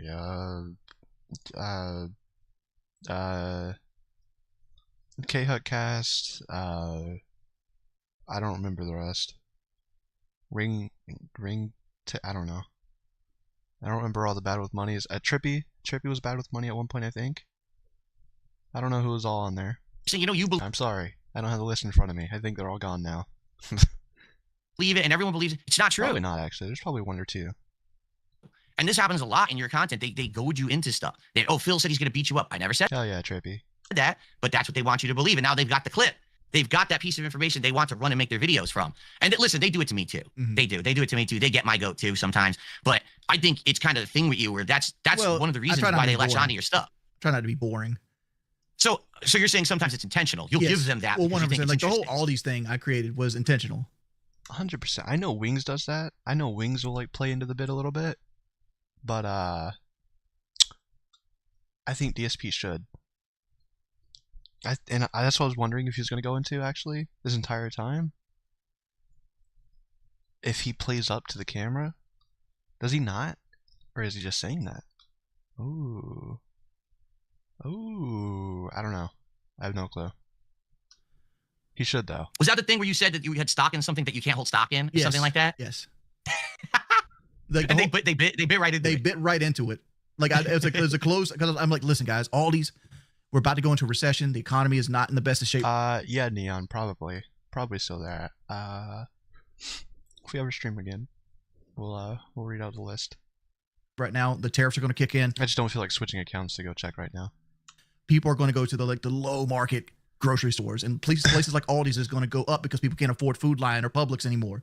Like they're going to go to the cheap grocery store. So you should buy stock in Aldi's right now because it's only going to go up. And everybody's like, you can't buy stock in Aldi's.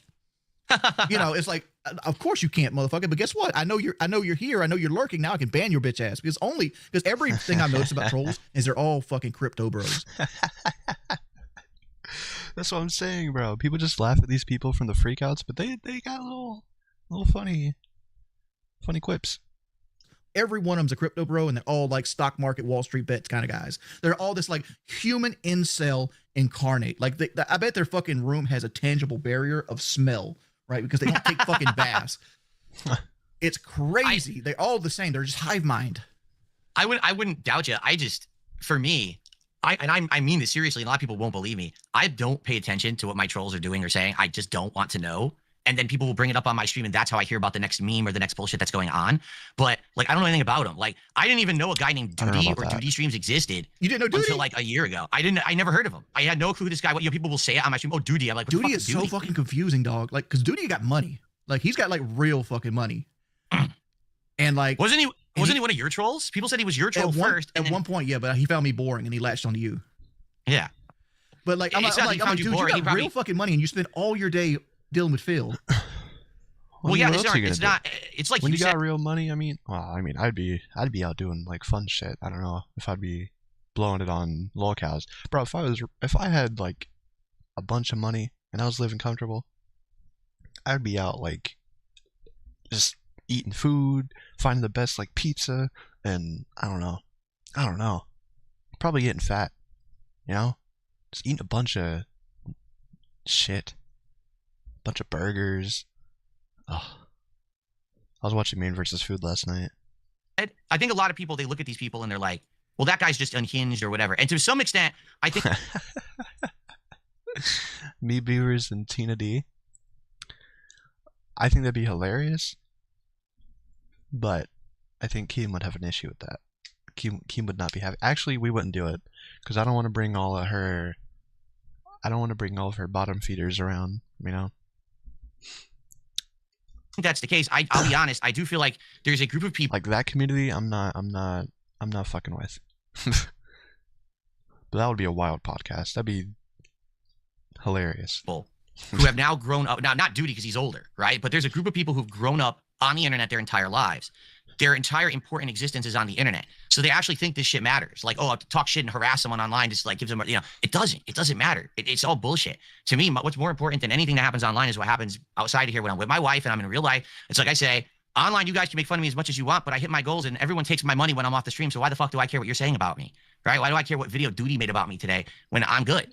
I just don't give a shit. But I feel like there's this weird online culture of people who like, even if they're okay in life, somehow they feel like the way that they can get any kind of positivity, any kind of feeling of endorphins like running through them is to bring someone down today. Now, they don't have the balls to do anything in real life because if they did, they'd probably... I do sometimes I'll scroll through Twitter, right? And I'll just see like a reply to something. Like it's just a news story. It's like just something stupid. And then somebody will put like a reply about just being pissed off about nothing. It's the smallest, stupidest thing. And I'm like, so you read this.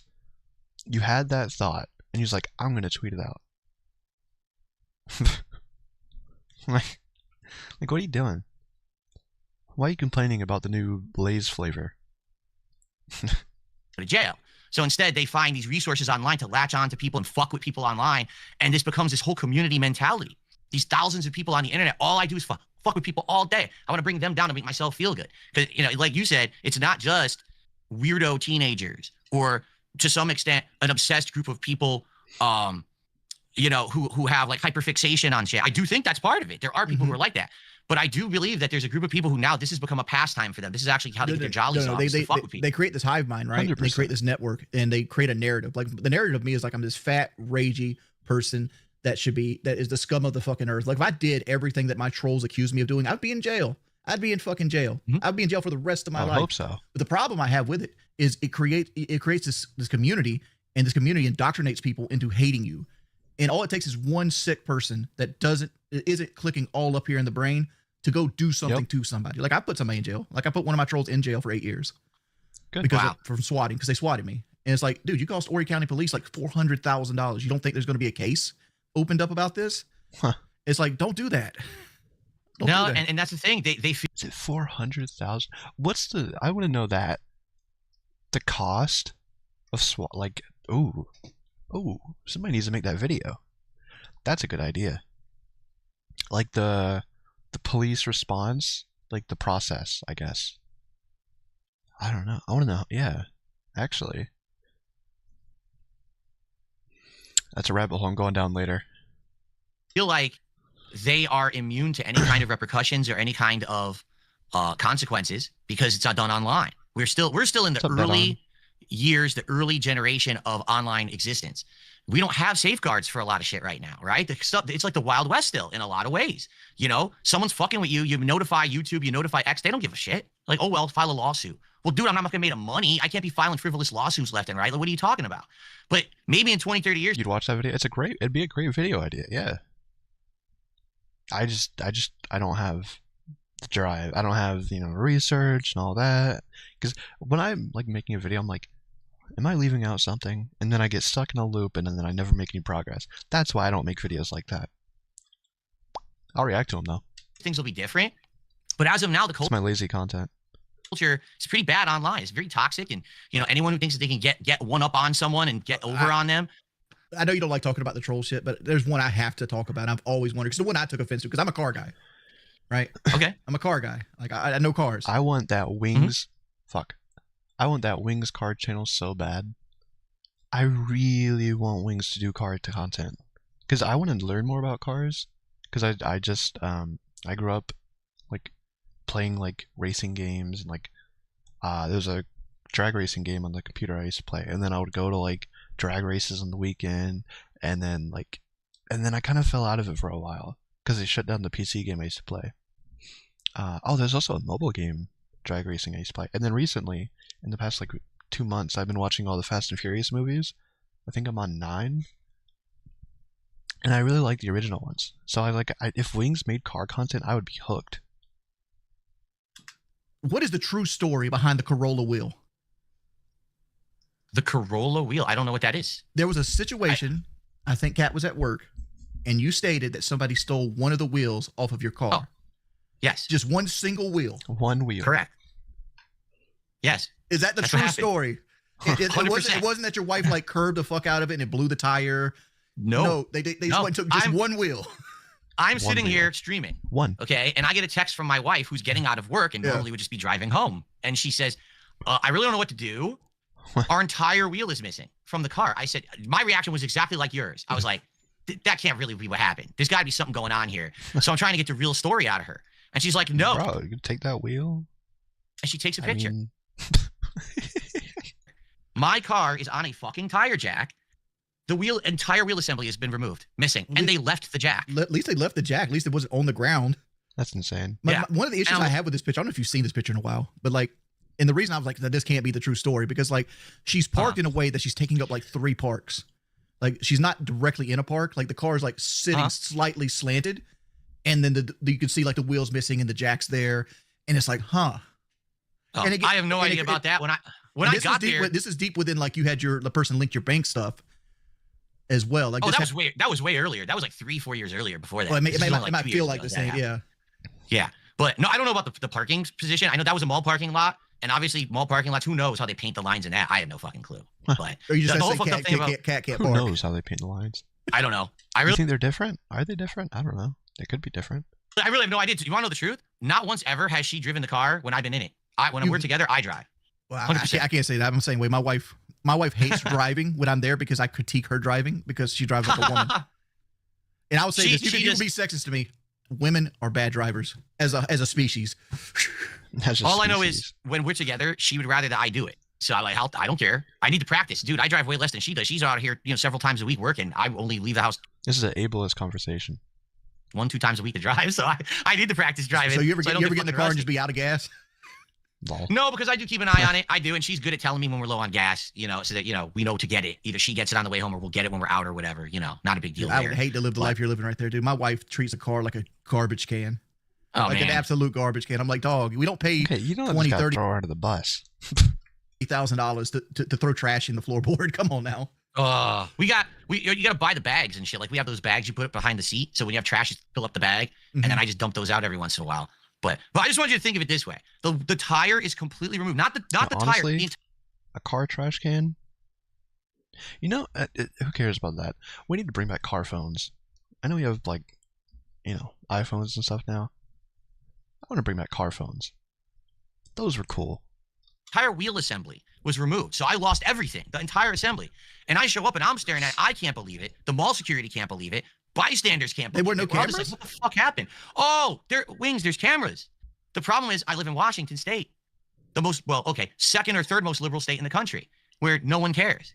So we called the police. They No one cares. said, file an online report. We filed the online report. We sent the pictures. We And you heard nothing. gave the information to the mall security. Okay. The police literally never contacted us. They didn't care. Dude, I would have I figured. wanted Not a big video deal. footage just to put online just to make the money off of it.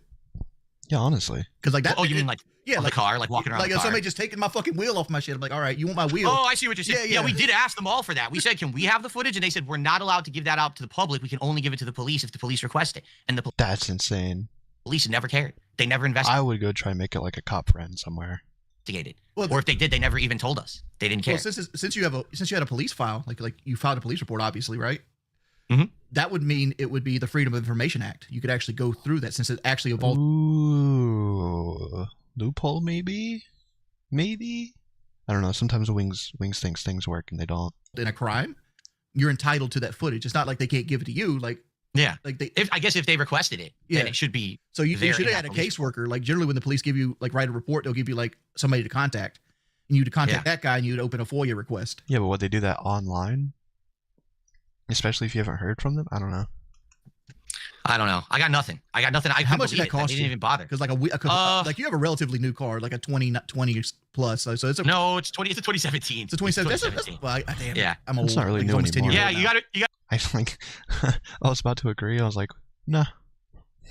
It's 8 years ago. I don't understand. It's almost 10 years old now. I know it feels Yeah. like it's new, but it's not. Yeah. No, dude, I'm not lying again. I'll say this, and people will say he's full of shit. It cost almost $700 to get the whole thing replaced because it was the entire assembly. It's not just a tire. I'm fucking replacing everything. You got the wheel. You know? Yeah, you got the wheel and the the whole tire. wheel. You have to order it. They don't just have that shit sitting around. You order it. They fucking comes in a few days, and it's And now it doesn't match ridiculous the amount other of money. ones because it's new and all the other ones have. It like, actually did. patina. I lucked out. It does pretty much match that. And I bought the fucking those special nuts that lock now. You need a key to fucking get the nuts off, so now no one can steal my tires anymore. Well, they I put the still special ones on can, it. but yeah, It'd be a Yeah, lot you can harder. find a way. They wouldn't harder. case my car. It take them Yeah. 2 or 3 extra minutes. And that's the thing. I don't think they're very afraid out here to do it. It's not. I'm pretty sure everyone saw them doing it in the. There was literally in the middle of the mall parking lot, surrounded by other people in cars. They didn't give a shit. Nobody cares. Nobody cares because I wouldn't. My niece called me. She's like, I locked my keys in my car, so she's at the mall. I'm over here, jimmying her door open and like I put reaching some over cameras on my car. I'm gonna find this guy. to grab her to grab keys out, and just people walk by. I could be stealing her car as far as they fucking know. Nobody gives a shit. Unreal what's happened here in our country, man, and how things have gotten bad. I mean, Well, yeah, I went from that's the Connecticut old to man saying Washington. they've always been bad. Like we're actually safest now than we've That's ever. what I've been saying. The world's not getting worse. It's always sucked. It's always sucked this much. There's always been this amount of bad things. It just feels more because we see not just what's going on here, but around the world. Because of the internet. Thanks, internet, by the way. Appreciate it. ever been in like the history of humanity. And there's videos, right? So it feels worse because you're not just hearing it, you're seeing it. Because there's so many checks and balances, there's so much cameras. Like in 1950s and 60s, Thank you, Wings. these motherfuckers just walked up and keyed your car and busted your windshield and just walked away and nobody ever gave a shit about it. Now you get a video. That would have just been something like word around the town or you saw it in the newspaper. Now there's a video and it's not just your town or your state, it's the world. The whole world. Every country. Well, most countries. It is true to some extent, but at the same time, I feel like because of internet culture, now everyone just thinks that everything is okay to do. Like back then, it was like you knew you were doing something awful to fuck with someone, and you were intentionally making that step, and it was like a big thing. Oh shit, I'm gonna be a deviant. I'm a badass now because I'm going to key this guy's car. Today, it's like, hey, let's just fuck with someone. It's fine. Who cares? Steal this, fuck this person's car up, pop their fucking tires, harass them online, send them feces in a bag. Who cares? Right? It's all good. Everyone just does it. I feel like society has gotten a lot worse in the last. Maybe like, it's because I think it's from your perspective, because me and you are different. Because we pretty much pioneered like the online trolling. Like we were the first people in line to get fucked with online, but now it's kind of like YouTube.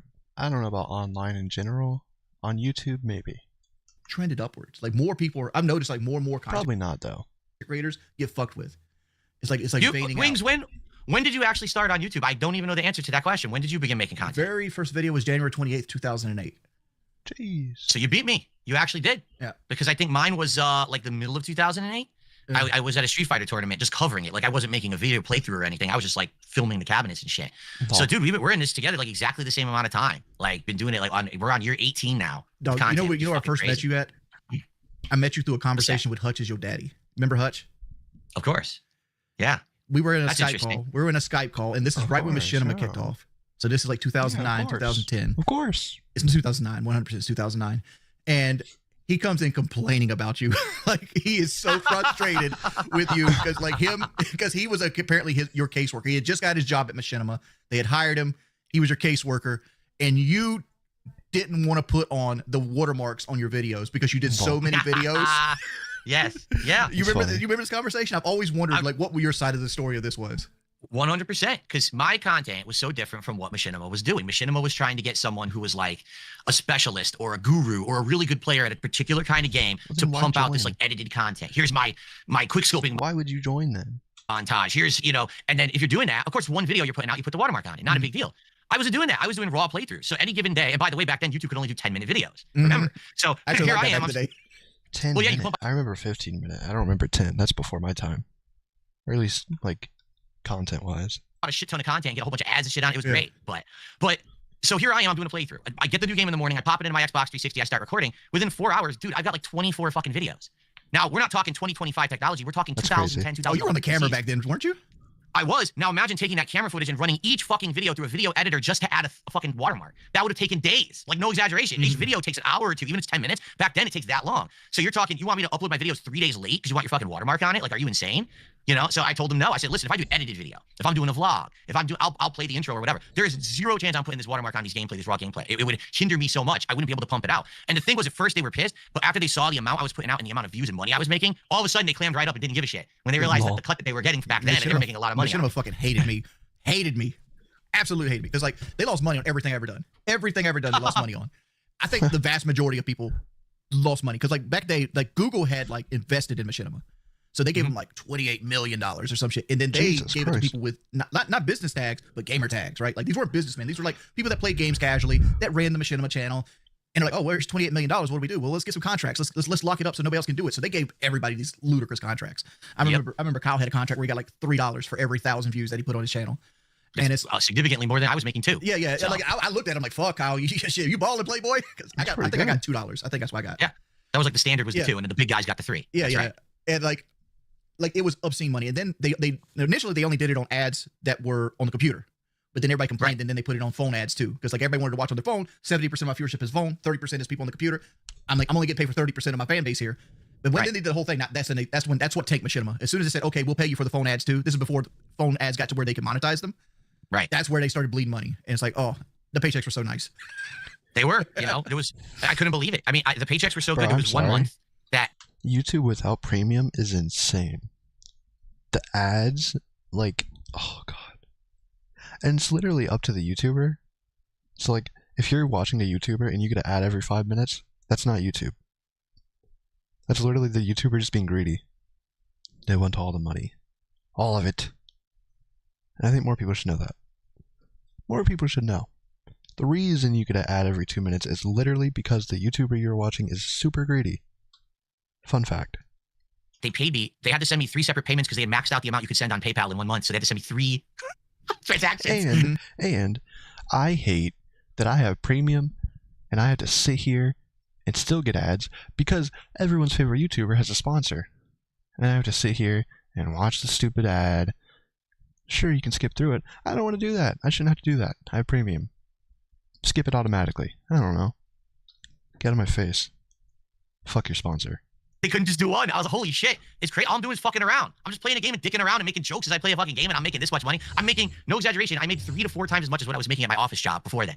Just fucking around with video games. Like, this is insane. And I knew it wasn't sustainable. I knew there was no way that was going to last forever. The bubble was going to fucking burst somewhere, and things had to give, because those were like nutty days of fucking, profits out the ass just for fucking around. What was your first check?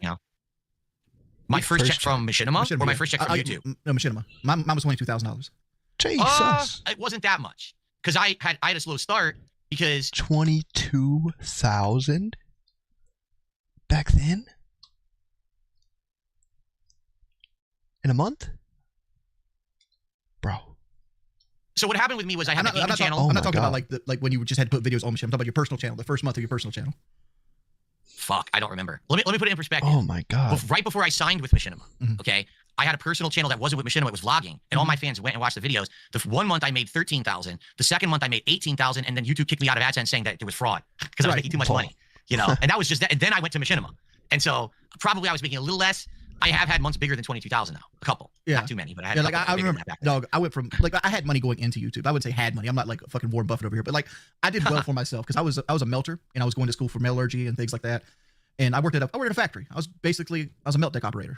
Ran the crane, drove forklifts, like that. So I made good money for my area. But I was a fat guy, and then the 2008 housing crash happened. That's what got me into YouTube, the 2008 housing crash. Like, the banks just said, fuck you. The economy went, nice. I got laid off. I got laid the fuck off.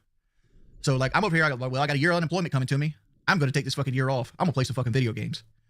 So I started playing video games, and then we started, like, I'm like, well, I want to record these video games. So, like, I went and got a Dazzle. Remember the Dazzles? I remember that. The SD Dazzle capture cards. Yep. I got that bitch home. I hooked it up. I'm like, I cannot play like this because I had an. That's for old people. I don't know nothing about all that. All the capture cards before, I thought that was rich people stuff. HD TV. I wanted the capture card when I was a kid so bad. Then I had a 1080p Samsung HD TV, and I'm like, I had to play in 480p to record on the Dazzle, and I couldn't see shit. It was so blurry. So I went on eBay and I ordered the Hyapog HD PVR. That was back in the day. Because Dude, I had money. Like I worked 12 hours a day, 6 days a week. Like I accidentally saved 50 grand one time in my life. Like I accidentally did. I didn't get time off work. I didn't have time to spend money. All I could do was like go to work, come home, eat some Burger King, go to fucking sleep, go back to work. That was my life. I didn't have time to spend money. I didn't have time to do money. All I could do was make it. So like it was like $800 the HD PVR was brand new. So I was like, fuck it. Bam. Damn. 800? You remember how I said like 42 seconds ago that like capture cards are for rich people? Throwing $800. 2008, $800 at a capture card that records maybe 1080. Maybe 1080. Could be 720. We don't even know. Probably 30 frames. $800. That's ridiculous. Expensive back then. It was new technology. It was brand new technology, and it got around like the PlayStation, like HD copyright protection. That was one of its big selling points because it used components, and they only had it on the HDMI plug. They still have that, by the way. You have to go like turn it off, I think. Because I've seen when I was setting up my capture card, I saw like to use it on PlayStation, you have to turn off a certain like some setting. I don't know. And that was what made me successful. I was one of the very first channels to have HD content without filming it, like with a camera or something like that, because it was rare to have like the computer and the HD capture card at the same time. Right. My claim to fame was I was the guy who bought all the big AAA releases on release day, literally played the living shit out of them, and within 2-3 days, I had the full playthrough on YouTube. I was the guy to go to see the new release right away because my work ethic was like bust my ass to finish this game as quick as I could. Now the video quality sucked, you know. But it's also like your downfall too, though, right? Well, yes and no, because after a while, you realize your competitive edge goes away when the industry changes, and that's what happened is no one cared about that anymore because people were already getting the games 2 weeks early. These fucking people had contracts with the publisher to get a game and put out a playthrough or a stream so early that me getting the game on release day, I was already late to the game. I couldn't get it. You know, I wasn't getting it early like they were. And, you know, my advantage was, well, I'm using a camera to film, so I could get the footage out quicker than everyone else. We did it illegally. What's that? Like the COD community, we would go get the game illegally because they would sell them in pallets, and you could get games off the pallet, and you find a less than. I can't do that anymore. Call of Duty has done the best with blocking that, because even if you get the disc, it'll load you to the launcher, and until they say that game is open, you can't open it. You can't open it, even if you have the disc, because they made the launcher, which I hate. That launcher is so stupid. I hate Call of Duty though. Cold War was the last one I played. God awful. Standing citizen of the United States and be like, hey, I'll give you $400 for that game right now. Just make it disappear. Right. And that's how we got our games early. There you go. And that's what happened. The game became more about being the first, and I couldn't do it anymore because I wasn't getting the games early. I wasn't paying for them early. I wasn't in with the crowd who was getting everything. You know, oh, you're the God's gift to fucking content creation. You kiss all the butts, so therefore you get all the games early. Now I feel cool when I get a game a day early. When I change my time zone to New Zealand. Again, funnily enough, I did that for Cold War, and then I hated it. Spent $100 on that stupid game, the cross-gen one.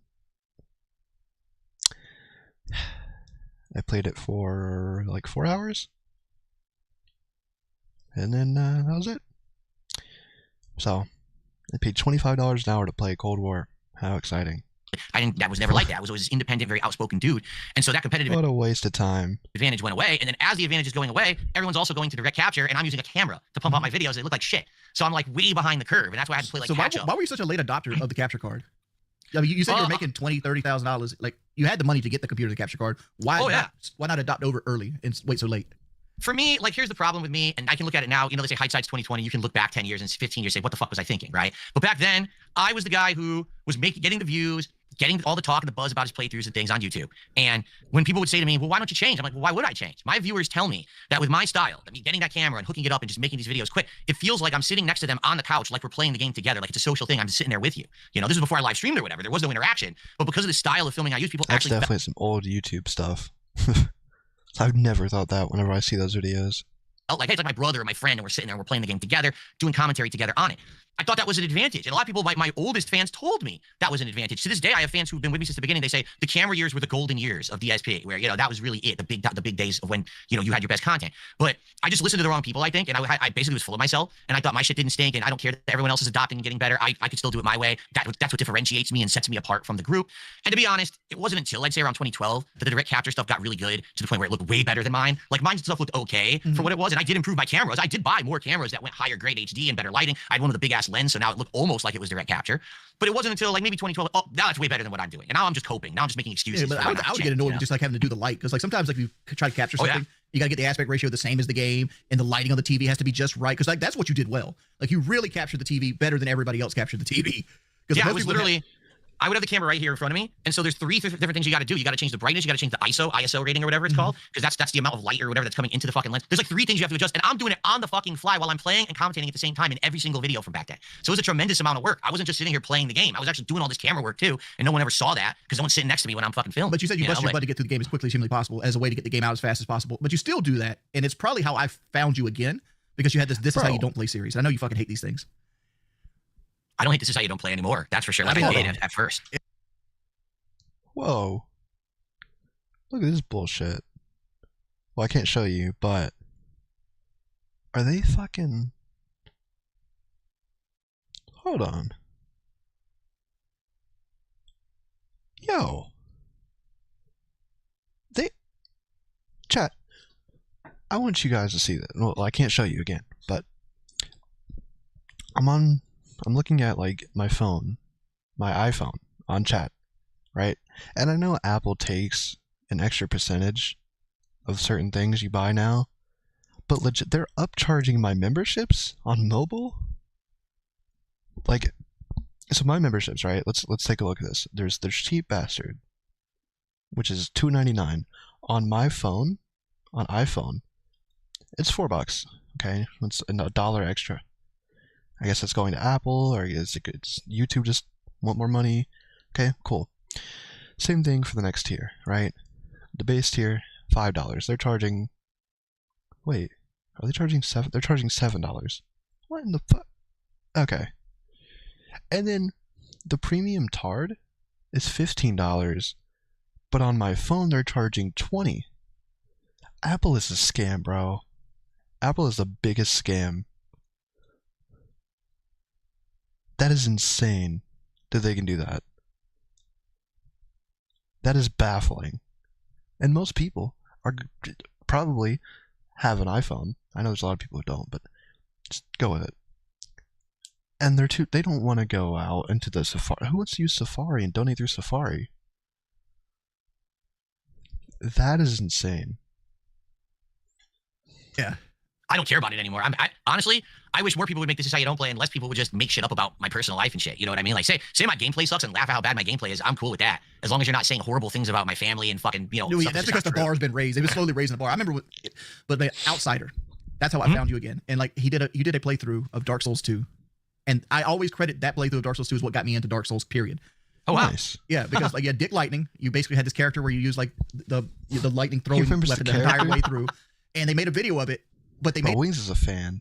a video of it and they showed you succeed, right? And like I was in this is 2014, 2015, just got kicked off of Painkiller already.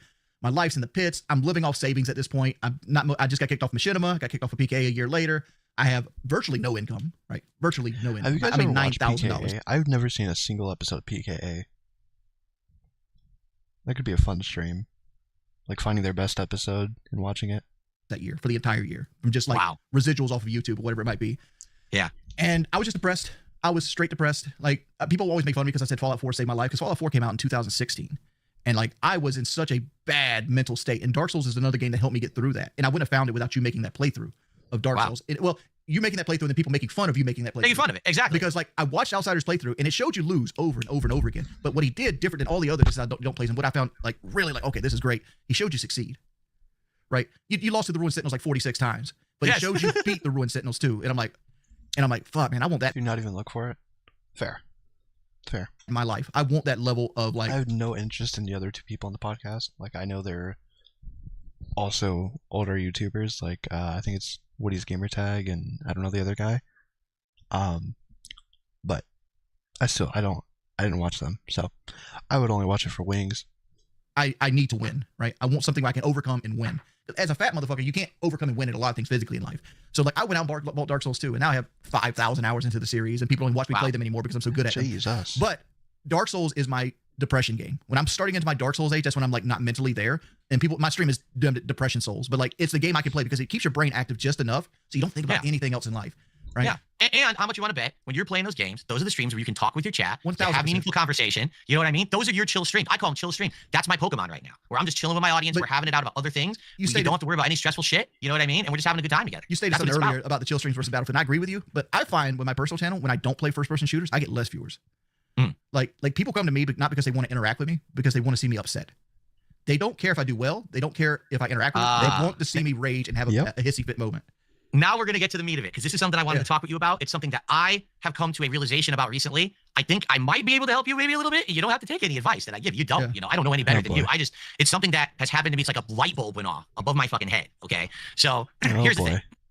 I agree with you. For example, if I play a new FromSoft game or another ultra challenging game, to see me rage because I failed a million times, people love that shit, right? You're always going to get the views on that. People are going to rush to the stream. They're going to clip it. They're going to talk about it. Fighting games are my FPS for you. Like for you, it's FPS, Call of Duty, or whatever. For me, it's fighting games. I play the new Street Fighter, and I fucking hate the game, and I'm so pissed that it sucks, and I'm fucking raging at that shit, and that will bring in attention. But herein lies the That's what he was saying earlier with the Call of Duty, right? That's why he brought up Street Fighter, because he was a Street Fighter pro. Wings was the Call of Duty pro. That's why he made that comparison. problem with that. That attention is not attention that will pay you money. Right. Now, I want you to follow this reasoning, because no, it'll pay other people money. People today with content creation, they think any attention is good attention, and they think, hey, nope, not true. Popularity at any cost, right? Look at CD-ROM, just for a local example. He got a lot of attention. He still gets some attention. None of the attention he gets now is good for him. But here's what I found. You have to find what works for the people who are actually going to care about you, who are actually going to show up to your streams and support your streams and want you to succeed. And it may be way less. For example, when I'm playing Pokemon, I'm not pulling in 300, 400, 500 viewers. I'm probably pulling in 200. Mm-hmm. But the people who watch Pokemon love it. They're there, they're engaging, they're a positive crowd. They're paying me money to name a Pokemon in my playthrough because they like it so much. They just want to chill with me. Oh, I can name your Pokemon. We can use them in the game today. That's awesome. It doesn't matter to me that I only have 200 viewers, because now it's about that level of... To them, it's like, I have a Pokemon named in DSP's game. You know, it's like, for what, $5 you can do that? That's pretty cool. I'd do it. Not to DSP, and not in that game. But if he was playing like my favorite Pokemon game, and if I regularly watched DSP and I was into it, yeah, I might get a little Pokemon. Especially if you've got a little Piplup, name it Toxic, you know. Having the viewer that actually cares about you and your content, not about getting that personal satisfaction out of seeing you suffer. You ever feel like a I was bad at that. Do I ever feel like a failure? Yeah, because like when my viewers are down like that, I'm like, my shit's not growing. I've been doing this shit 19 years. Like, because I'm always afraid of like one day I'm gonna wake up and people just See, don't that's show up my and I click thing, start though, streaming. right? What do you need growth for at that point? When you've been doing it that long, do you really need growth? Like your level of You success, just need, I would be content with stability. Jordy, I believe you tie it to views. I truly believe this. Like, you think if more people are watching you, that's a good thing. I disagree. I actually think it's about engagement and positivity and having a community that cares about the content you're putting out enough that they will support it, not that they will just watch it to laugh at you. And so for example, with Battlefield, that just went down, okay? And also, I just played a game, Sonic Racing Crossworlds. It was a racing game with all Sonic characters in it. I'm playing these games. First stream does well, because it's the premiere stream. It'll always do well. I'll get good views. I'll make good money on the premiere stream. Second stream, both of these games, I'm playing and raging at them. You know, I'm sucking at Sonic. I don't know how to play this game. I'm failing every race. I'm last place. I suck. Battlefield, I'm getting killed nonstop, pounded, fucked up, right? Everyone's laughing. Views, you know, okay. But what happens is after a bit, I realize something. I'm not making any money on this.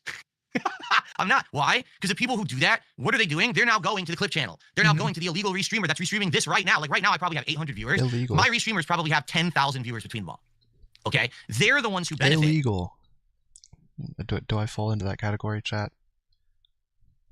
Because I mean, I'm not like hating on him, but I mean, I'm reacting to not illegal. I don't fall into that, but I probably fall into the category that he doesn't like because I'm taking his content and reacting to it. And there's also a fine line with the locals and when you react to their content. From me getting angry, from me raging at the game and sucking at the game.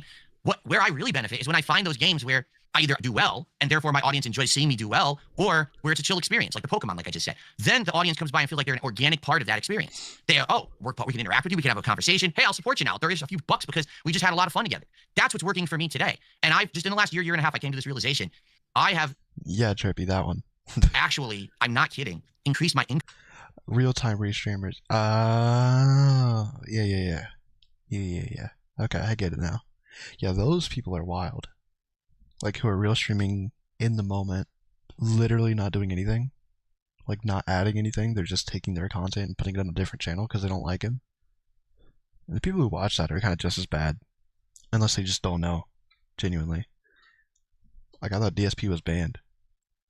Probably by about a third by doing this, by cutting the bullshit out. I played Battlefield 3 streams on stream 3. For a while. Everyone in stream was trolling. No one was contributing. Fuck Battlefield. The fuck do I need this game for? I don't need this shit. I can play 10 other fucking games that will work or not work, but I know Battlefield don't fucking work. Why am I going to torture myself with this shit? Now, there are some exceptions. For example, any FromSoft game or any ultra difficult Souls game, right? Those, I feel like your rage is a natural part of the organic experience of playing that game. You're going to fail a million times. That's okay. People want to see you're you going to they want to see you fail. It's entertaining to see you fail. And then when you finally overcome, wow, now everyone wins, right? There's exceptions. It's not always, oh, rage is bad. But for the most part, I don't need it. For example, I played Street Fighter 6 for 2 years. The game came out the first year. I liked the game a ton, played the shit out of it, had like 7, 8 characters at like master rank. I used to be a fighter guy too. Like nobody likes the fighting games that they play. Because when you play them at a high level, you start to see the flaws of the system itself. Oh, this character has like I like fighting games. But they're right. I can't. I'm not good at them. And then I start raging. That's what brings it out. Fighting games. Oh, God. Oh. Because I was playing Mortal Kombat 1 a couple, like 6 months ago, maybe. Whew. Not good. I was doing like, I think it was the towers? It was either the towers I was doing, or it was like the seasonal thing they do. I don't remember. But oh my god. That game made me so mad. I legit uninstalled it and haven't gone back yet. a one-frame startup. This character, it's all about spacing and abusing frames and No, I'm just playing Hogwarts. The psychic. You're a fighter guy. You know what I'm talking about. Yeah. Like, The problem is you with hate modern everything fighters. you're good at. With Ooh, modern fighters, actually, Outer Worlds 2 came out today. they dumb it down, and Or yesterday? Yesterday. Either way. now it's so boring to play. They used to be a lot more fun because it was more about just reacting to the moment. Now it's like memorize a pattern and just do the pattern 17 times in a round. Oh, I win. Boring. I fucking go to sleep playing that shit. But Dude. the first year of Street Fighter 6, I'm doing good. The second year of Street Fighter 6, I'm raging because I don't like it anymore. I've actually played out now, right? It's tired. My honeymoon period with Street Fighter 6 is gone, and I just don't like it anymore. And people are still begging me to play it. I'm like, why the fuck would I play Street Fighter 6? It's just gonna piss me off. You're gonna watch and laugh at my rage, but no one's gonna care. My actual viewers who care about me don't want to see me suffer, and I do those are the wanna people play who support my Street content. Fighter. I am eventually going to buy Street Fighter on Xbox. I bought, what was it was a trio. It was Mortal Kombat 1, and then a Tekken. Tekken came out, and Street Fighter came out.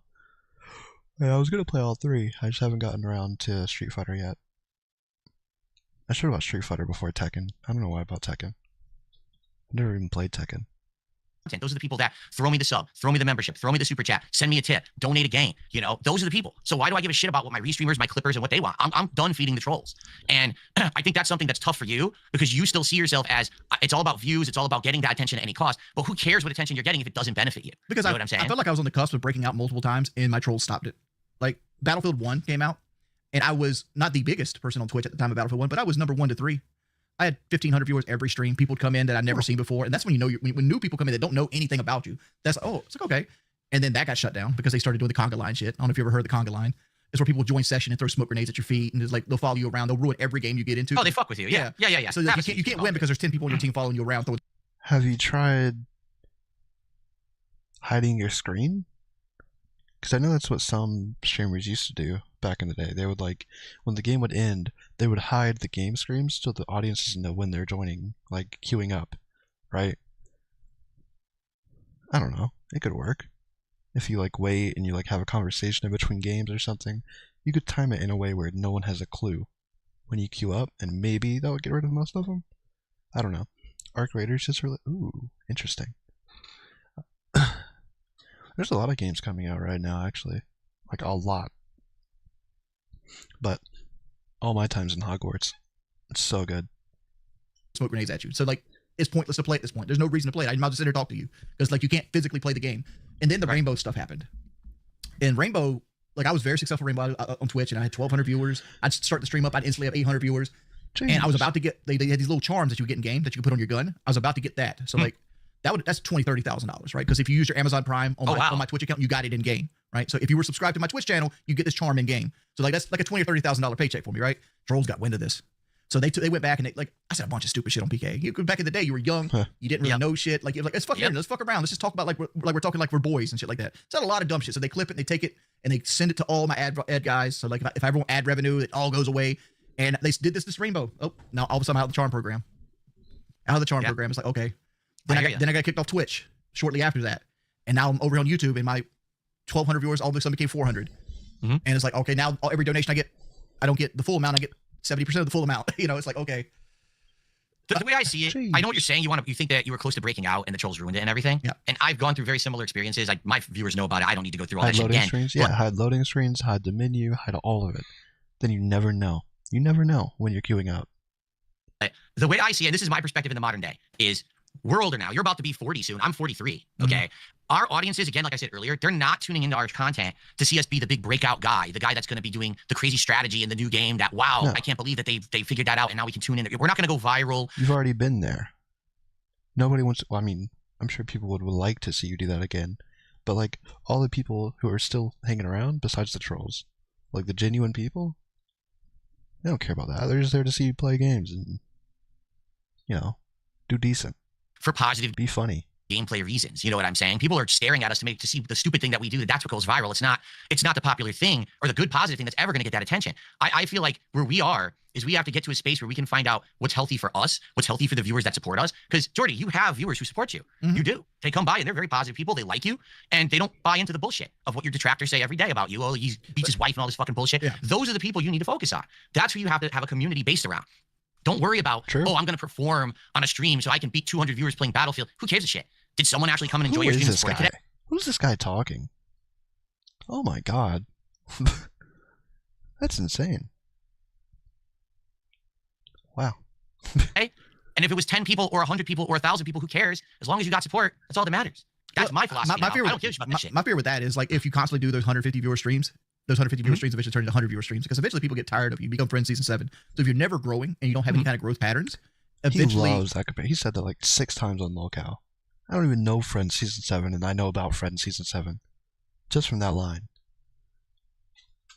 No matter how much somebody likes you... Was it that bad? Old people in chat? Was Friends season 7 really that bad? You can't watch the same TV show forever. Like, Breaking Bad didn't have season 200. They had like season 8, and people were like, all right, we're done now. Well, it's season 6, but I get what you mean. Big Bang Theory was great, all right? Don't care, hot take. That was 14 seasons. Right? Whereas YouTube, me and you, we don't have the choice. We have to be season 200. But like, we have to constantly capture a new audience. And that's my fear. Like, eventually the people that are there will get bored of me. You have a point. You do have a point. I think the unique perspective here that I come from that sadly you don't really have, I was always a variety creator. Like from day one, I play every fucking kind of game under the sun, and I play a shitload, right? Like I play the fighting games, the fucking shooters, the RPGs, the puzzle games, everything. So if this isn't working, go to the next one. If this doesn't work, go to the next one. Big Bang was not your thing. A lot of people say that. It's hit or miss. You either like it or you don't. There's not really anyone who's in between on Big Bang Theory. Young Sheldon's a banger though. Young Sheldon, the way it's written, like the comedy, it's just so wholesome. I have a variety of people who watch me for various different genres. I'll have people who I haven't seen in 6 months, and they come back when I play the next RPG, and they actually support it, which is crazy to think, right? In your case, your forte, as you've admitted, is Call of Duty. That's what people come out to watch who plays the Call of Duty. Now, there are other things that you like. So you like Dark Souls. We know that. That's good because it's your depression game. That would be your chill stream game, right? What else do you like to do? Like, what else do you enjoy? Imagine saying, Dark Souls is your chill game. It's your game to relax. That's insane. Isometric strategy games, Baldur's Gate, Divinity. I play a lot. Did you play Baldur's Gate 3? Oh yeah. No, he just loves Baldur's Gate. He just missed 3. Well in my streams because people didn't actually like that content for me. People really show up for me because they want to see me play first-person shooters because I'm good at them. I'm really good at them. Like people were saying like in the Lummis videos, you're like, Phil said he'd beat you one. I was like, I would maul Phil. I would absolutely maul you. It's crazy that anyone would even think otherwise. It's the same thing. Like, would Jordy beat me in a fighting game? Of course he wouldn't. But who cares? We're masters at our. I can't beat you in Street Fighter. I can't beat you in Street Fighter. Oh, okay, fair enough. Street Fighter, I get mauled, but maybe Mortal Kombat 1. Oh, you would beat me in Mortal Kombat 1. I suck at that game. I don't play that shit. I only played it 12 hours. I only played it 12 hours. But like, you would probably still beat me because I hated it. I couldn't fucking stand it. But I was number 1 in the world on PS2 for Mortal Kombat Deception. Jesus. Oh, so you were in that era of fighting games. All right, that makes sense. Like Mortal Kombat Deception PS2, I got ranked number 1 on the PlayStation 2 side of it. I was always a Capcom kid, so I was always the Street Fighter games. These guys are old. Jeez. I was a little whippersnapper when the PS2 was gone. Playing my little SmackDown versus Raw and Dragon Ball and Bully. Like, I was playing Mortal Kombat tournaments. Oh. The Versus series, that stuff. I never really got into Mortal Kombat. I never do fighting games because fighting games get into my fucking blood. Like, you think I rage on Call of Duty? I hate it because like when you lose at a fighting game, you lose to somebody that is doing the most bitch shit humanly possible. Like if he was sitting next to me as a kid on the bed, I'd slap the fucking controller out of his hand. That'd be a fight. Welcome to fighting games. Welcome to... Oh god, For Honor was the worst. If you played For Honor, Jesus Christ, you know. Getting high blood pressure just thinking about it. Oh, it's a nightmare. No one in this chat should ever play For Honor. Ever. Headlock coming for real. Like, you never lost to somebody that just wants to, like, throw. Bully is the greatest game on the planet. It's my favorite game. It needs a sequel, it needs a remaster, it needs something. And the modding community on PC is making an online multiplayer. Oh, I can't wait. It's going to be in early access in December. It's going to be so good. There's cars, there's, like, races, there's mini games, you can buy a house. Oh god, it's gonna be so fucking good. There's like these like rat creatures that have guns, I think. Bully Online, it's coming. It might get shut down by Rockstar, but it will exist for a little bit, and I can't wait. I hate turtlers. Which is funny because Low Tier God's a turtler now. Like he likes to like turtle with right. Oh, he runs away and just throws projectiles constantly. I have. It's probably the game I played the most. I have about 3,000 hours in it. I know it's embarrassing.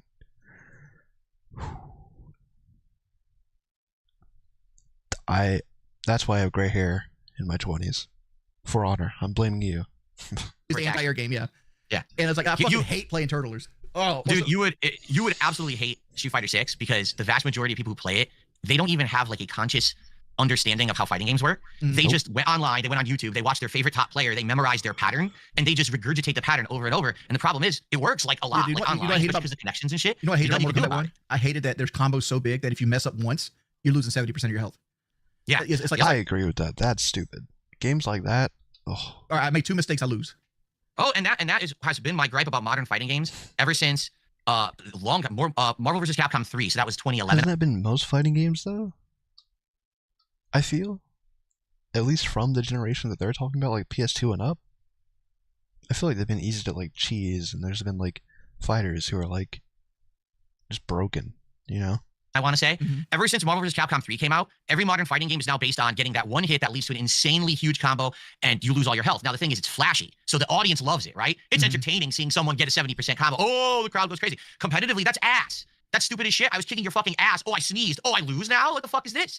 And that's not how fighting games used to be. Fighting games used to be you actually had to earn the win through actual skill and reactions. And there's none of it's taking most of that away out of modern fighting games. But like, you know what my favorite fighting game moment of all time is? There was a Tekken tournament where this guy, he used a character named Panda. And Panda was like a mid-tier fighter. And he won the Tekken tournament with Panda. Like, for those who don't know, Panda is an actual panda bear. It's a giant panda bear that you fight with. You know what? Actually, give me a sec. It's doing kung fu moves. It's hilarious. Yeah. But Panda is not a high-tier character. Because like when you play fighter games, there's fighters that are very top of the tier. Like they have really good startup moves. They have very safe moves to do, big combos. And then there's characters that like, well, they're in the game. Enjoy them. You know, it's like you can never seriously compete with some characters. And Panda was in the middle. He just hangs out in the middle. He's not. It's literally how I felt about For Honor. There's characters that were in the game that really weren't that good, like Shinobi for a while. And then, guess what? There's a rework coming, and now they play completely differently, and now they're broken. Oh god, there was a period. I hated going against them. It's a nightmare. Really good enough to be in a fighting tournament, but somebody... Like they literally just, if you played it at launch, and you go back in now, first of all, there's like 20 new characters that you didn't know about. They've reworked everyone, I'm pretty sure. So like they don't play how they played at launch. You know how else I know that? You can go in, you can play multiplayer, you can play online against people, and then you can jump into the campaign and everyone's still playing like they did at launch. For Honor campaign is just it's slow. Picked him and won the tournament with him, and it's like I don't like it. That's one of the best videos on the fucking internet. I think between that and Low Tier God versus God, what's the fuck his name? The guy that looks like a vampire. Vizon. Jay Snyder. Vizon. Yeah, Vizon. Like those are the two best fighting game videos on the internet. Whatever happened to him? Who? Vizon? Vizon, yeah. He's still around. He every once in a while. He's mostly a Marvel player. So whenever there's a new Marvel versus game, he'll probably be prominent again because now we've got the new Marvel versus game. It's called like Tokon coming out next year, and there's other ones. So he'll probably come back again. He comes back every once in a while to kick everyone's ass in the versus stuff. He's always been great at that stuff. So, but all right. So here's the thing. We told everyone you would be here till roughly 2 p.m. Okay. We got about 20-30 minutes left. Since we're coming to the end of our time here at this appearance, and thank you, you've been great. I think this has been a great appearance. You know, I glanced at the chat. Most people who are positive are really liking this for the record. A lot of people are trolls. I don't give a shit. I've been ignoring them the entire time. But before we even think about a journey, so let me ask you, it's been a long time coming. I know for a fact that you've talked about me over the years. You probably know of me and my content. You've watched some of it. Do you have anything you've ever wanted to ask me, honestly, up front? It could be anything. I don't care if it's a troll thing. I don't give a fuck. Now we're getting to the good stuff. Do you have anything you ever wanted to ask me? I will answer it for you right now.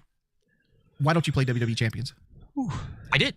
I played it last year. I made a whole bunch of videos on it, and I spent money on it too. Yeah, well, I would say because like if you put your name into like Google, you know how like Google has like this AI thing. Like that's the first thing that pops up about you is like the WWE Champions thing. I know it's stupid, isn't it? That's crazy. But it's like, is it real? Did you really spend like a sports car worth of money on this game?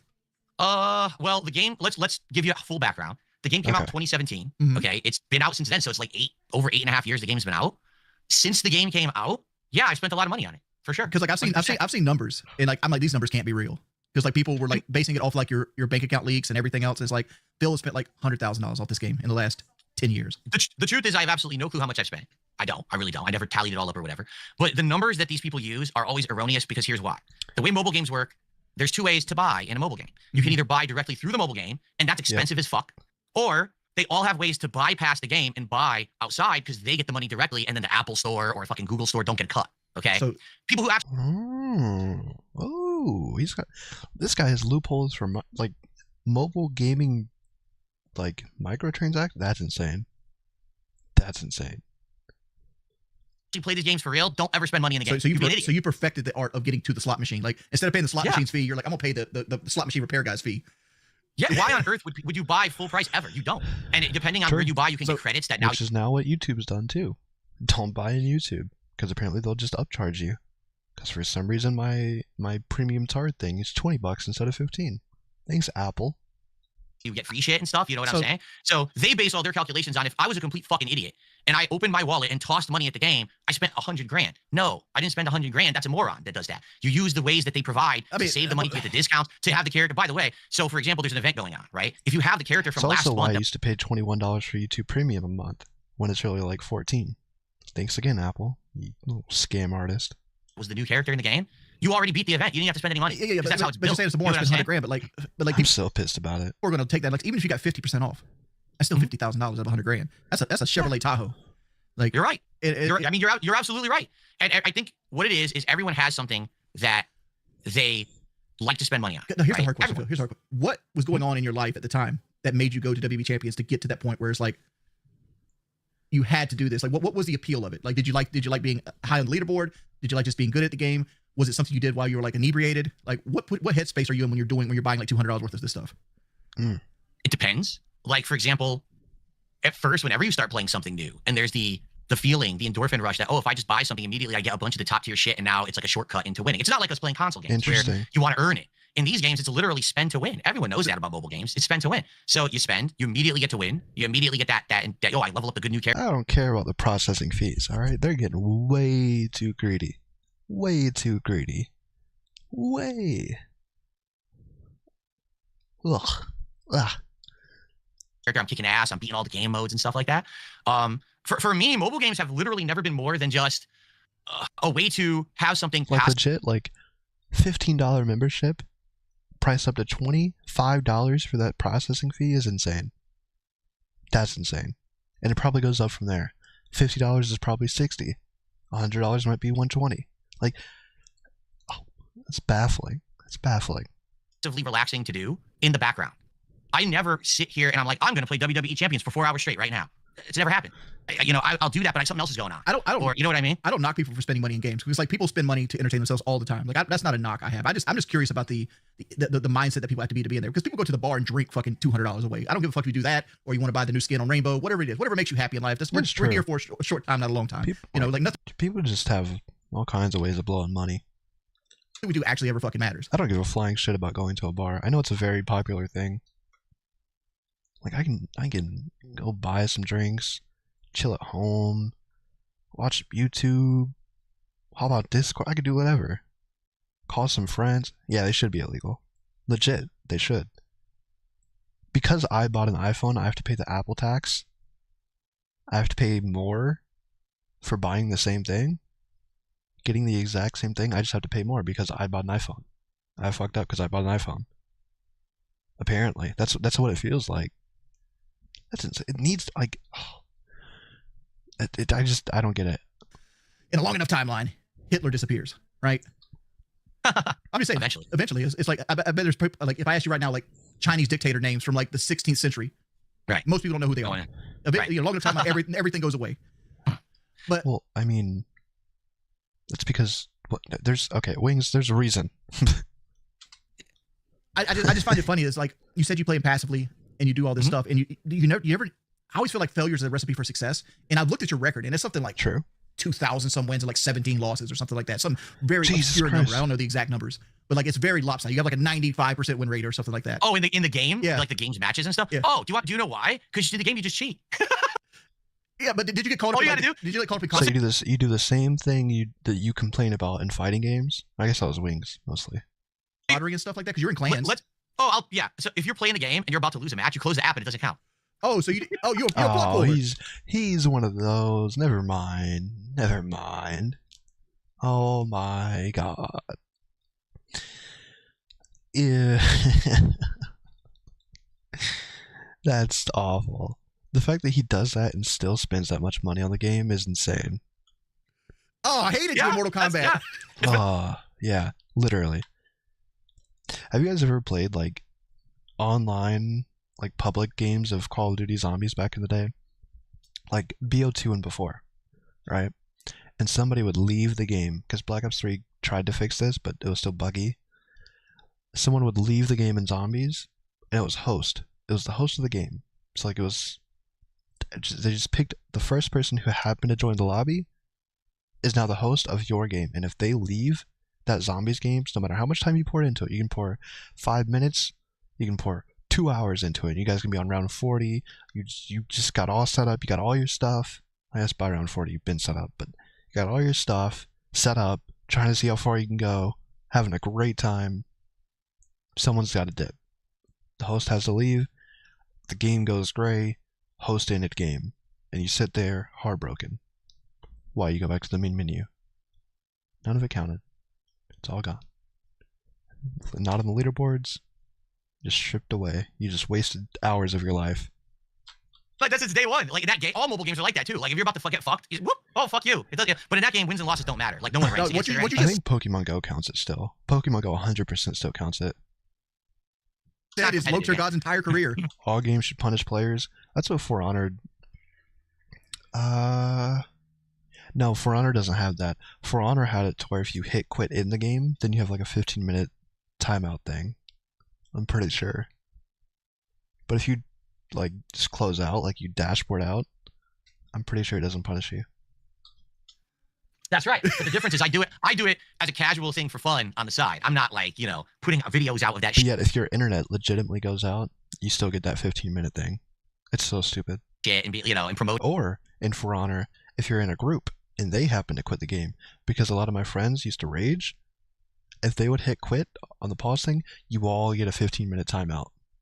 You can't play. Just because one of your friends got a little angry. Welcome to Ubisoft decisions. Oh, that's how you should do. I never do that shit when I play a fighting game or I play it out. You're honorable now. You would never do it in a fighting game. Champions though, the game you spend hundreds and thousands of dollars on, no big deal. You'd do it. You'd do it. That's the right thing to do. I'm not going to ruin someone's record or fuck them out of points or whatever. Oh wow. Because I pulled the plug there. Mobile game, who gives a fuck, right? People do. There's a community there.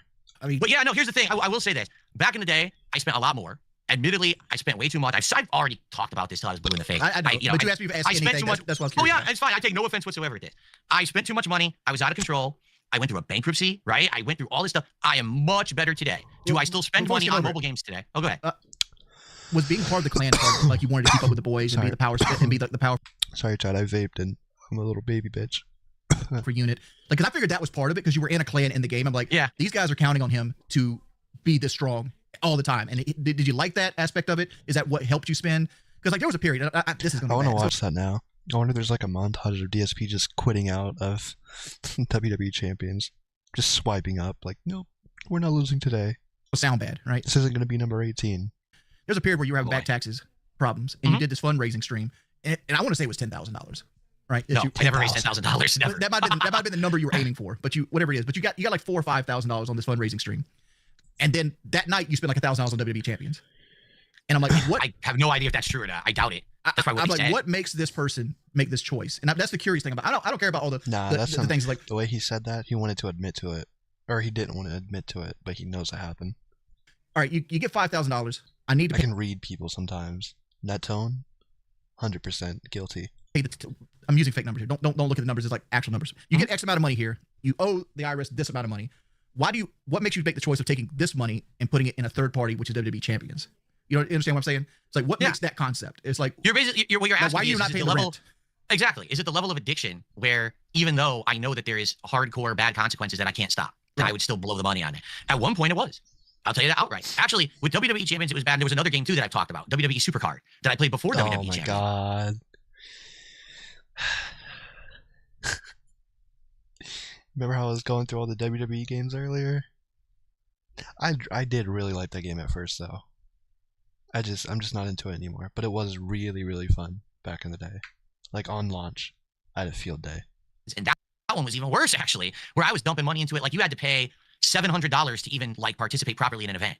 I'm not kidding. It was that bad. Like to get a stupid Hulk Hogan card. It was like, you had to just lost. I didn't care about winning. I knew I suck. I suck at games, so losing, it's kind of just an everyday thing for me. But if I can have fun with it, that's all I care about.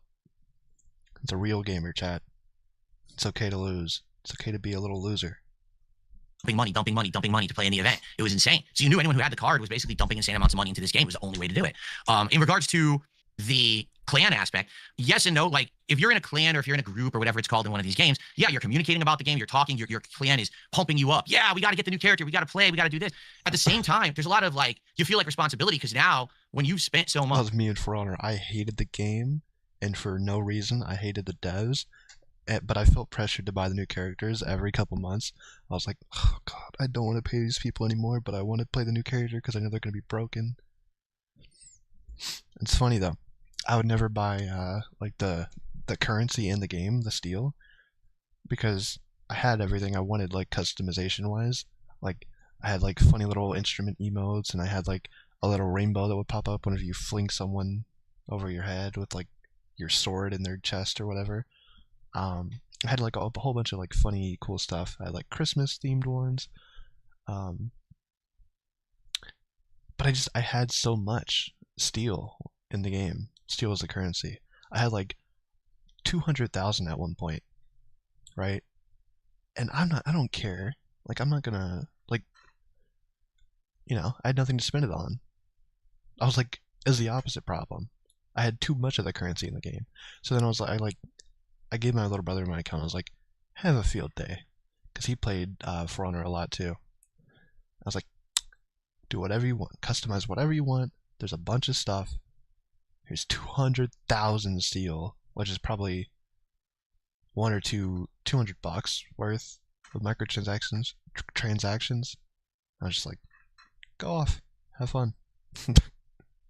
I wasn't going to use it. I don't know if he actually used it all, though. He might not have.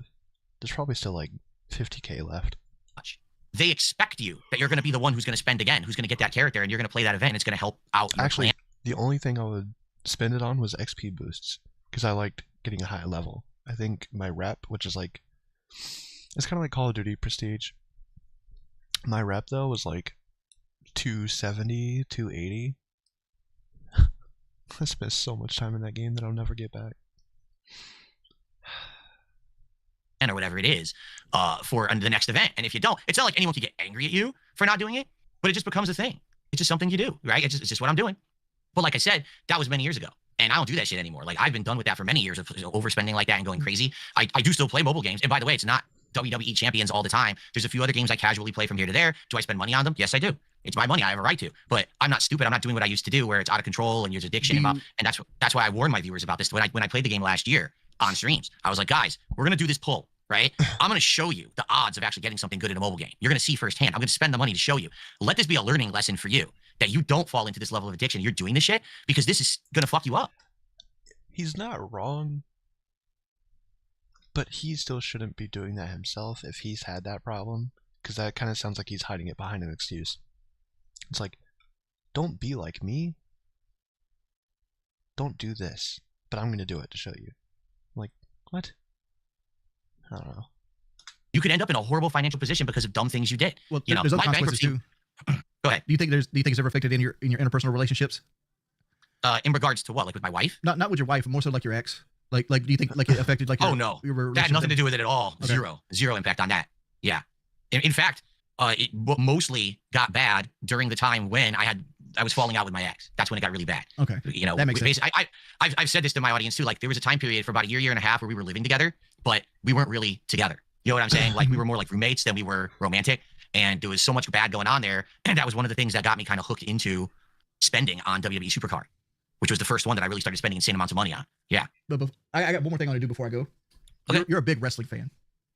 Not anymore. Not anymore? No. How long have you watched No, wrestling? actually. I started watching wrestling in the 80s. I'm a huge wrestling fan. It was my godfather who got me into it because I went over his house for a party and he had SummerSlam. No, Survivor Series on his TV. And I didn't know what it was. Oh, the 80s? So that's like one of the first two or three, or no, Survivor Series. First two. Because I think Survivor Series started in 88. Yeah. I think Survivor Series started in 88, so it was either 88 or 89. I am so autistic. I am so autistic. And immediately I latched on because they're like superheroes or cartoon characters on doing crazy shit, you know? So I've been watching since the 80s, but I didn't watch during the Attitude Era. Then I came back after the Attitude Era. Then So I you stopped skipped the good watching for part. a long time. I did. Yeah, you skipped the best part. I haven't seen it either. All of it, at least. I've seen clips here and there. Right now in my journey, I've been going back and watching all the old wrestling stuff. I'm on May 6th, 1996. I watched every episode of Raw, every pay-per-view, and every Nitro so far.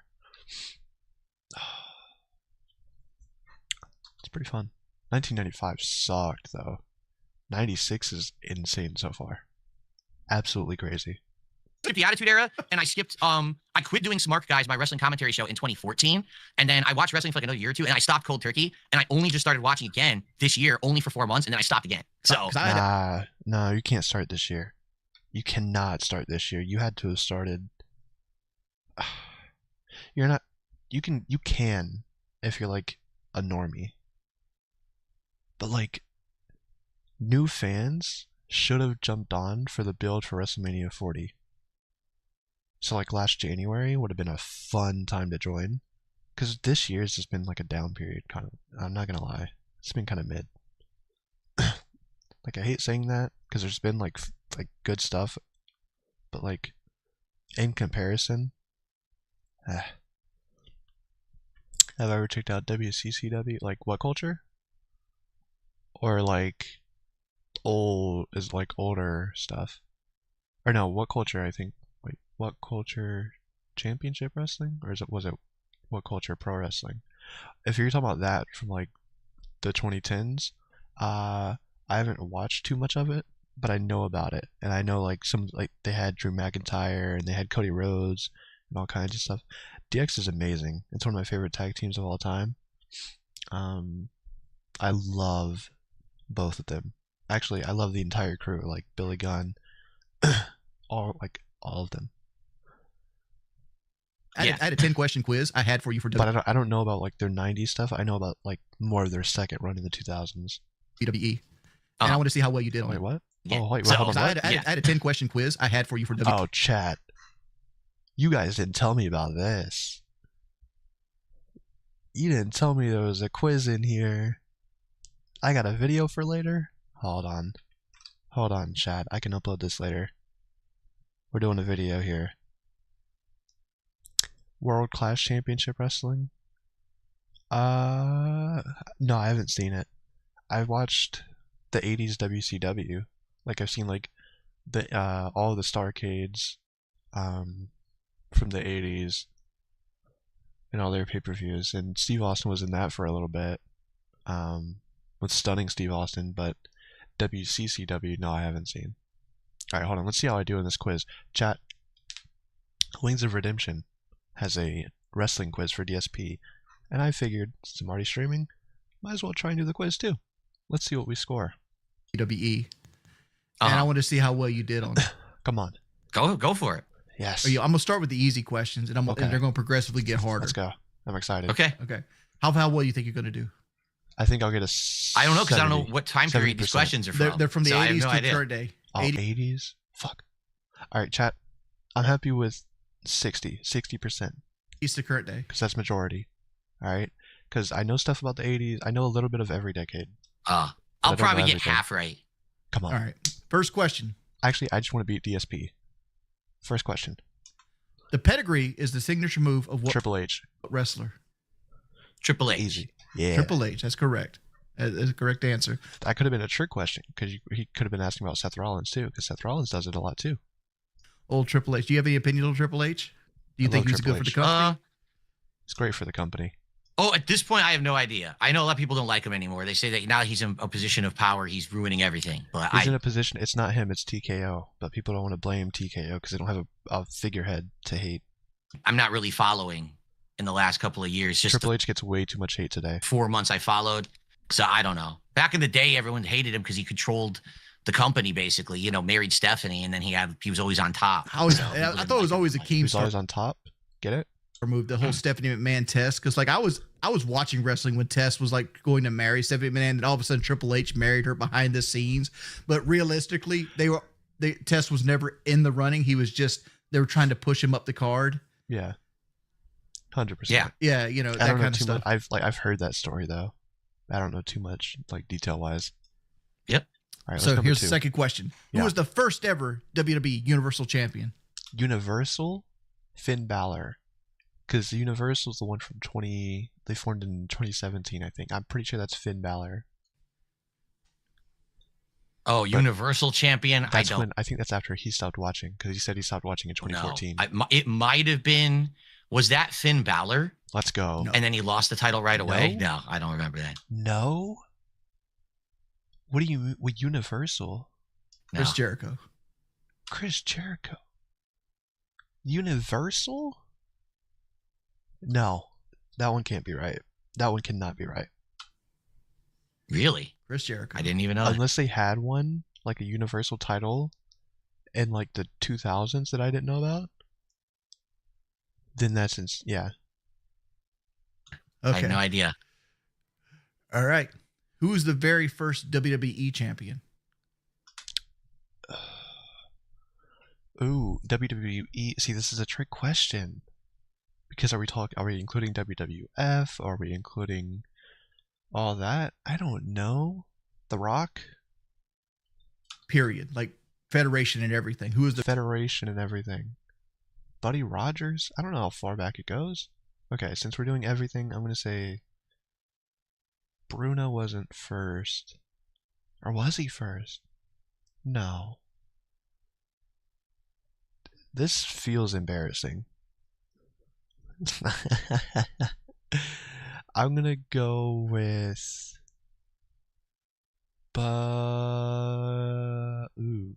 Buddy Rogers. the very first one? Oh wait, so you're going all the way back to the very beginning of WWE? I have no clue. Yeah, No. WWF as well. Not the changeover. Yeah, you're talking old school. I have no idea. Zero. Nature Boy Buddy Rogers. Oh, yeah, no. I got it. That's 2. So I got 2 out of 3 so far. Let's go. Let's go, Chad. I need at least 4 more to be satisfied. Oh. That was before my time, that's for sure. Okay, so we should go a little bit easier. I almost went Bruno though, but I know he has the longest reign. But thank God though. I'm proud. I'm proud on that one. That's because I watched Jim Cornette. It was deep in the trenches in my brain. Who was the first Black World Champion? Ooh.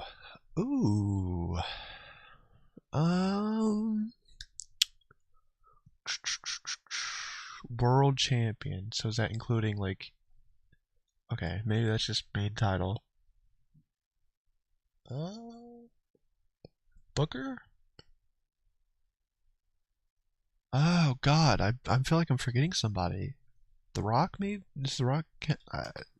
Booker T. No, I take that back. Ron Simmons. Ron Simmons. Ron Simmons is the answer. No, I should have known that. Oh, because they did the whole. He popped in my head. He really did. I just didn't pick him. Fuck. Man. So 2 out of 4. Answer correct. Shit. All right. Bruno Good job, Sammartino Neon. Bruno Sammartino. or Hulk Hogan? Who pulled more money throughout their career? Jesus Christ, that's not fair. That is not fair. I'm gonna say Hulk Hogan. Because I'm thinking inflation, I'm thinking WrestleMania, but I just, like, no one talks about the 60s enough. Nobody ever talks about the 60s and how much, like, Jim Cornette probably has. Fuck. Hulk Hogan. Oh, wow. That's insane, though. Wow, that's a tough question because Bruno was the innovator at the beginning and Hogan was there during the prime time. Yeah. See, I would say Hogan, but I don't know if you're scaling for inflation. I'm not scaling for inflation. I'm not scaling for inflation? Fuck. All right, since you pointed that out, I'm going Bruno. talking about dollars to thing. Bruno. I'm going to say Hogan. Is Bruno Sammartino. Like, he pulled more money than Hogan ever 3 out of 5. did. That's insane, though, because nobody ever talks about that enough. They're just like, oh, he was champion for 8,000, whatever, days. 3,000, I think it was. 3,800. And yeah, they talk about that, but they don't, like, I want to hear details. You know? Where did this money go? Like, how? What nationality is former wrestler Fit Finlay? Irish. Irish? Correct. He's Irish. Yeah.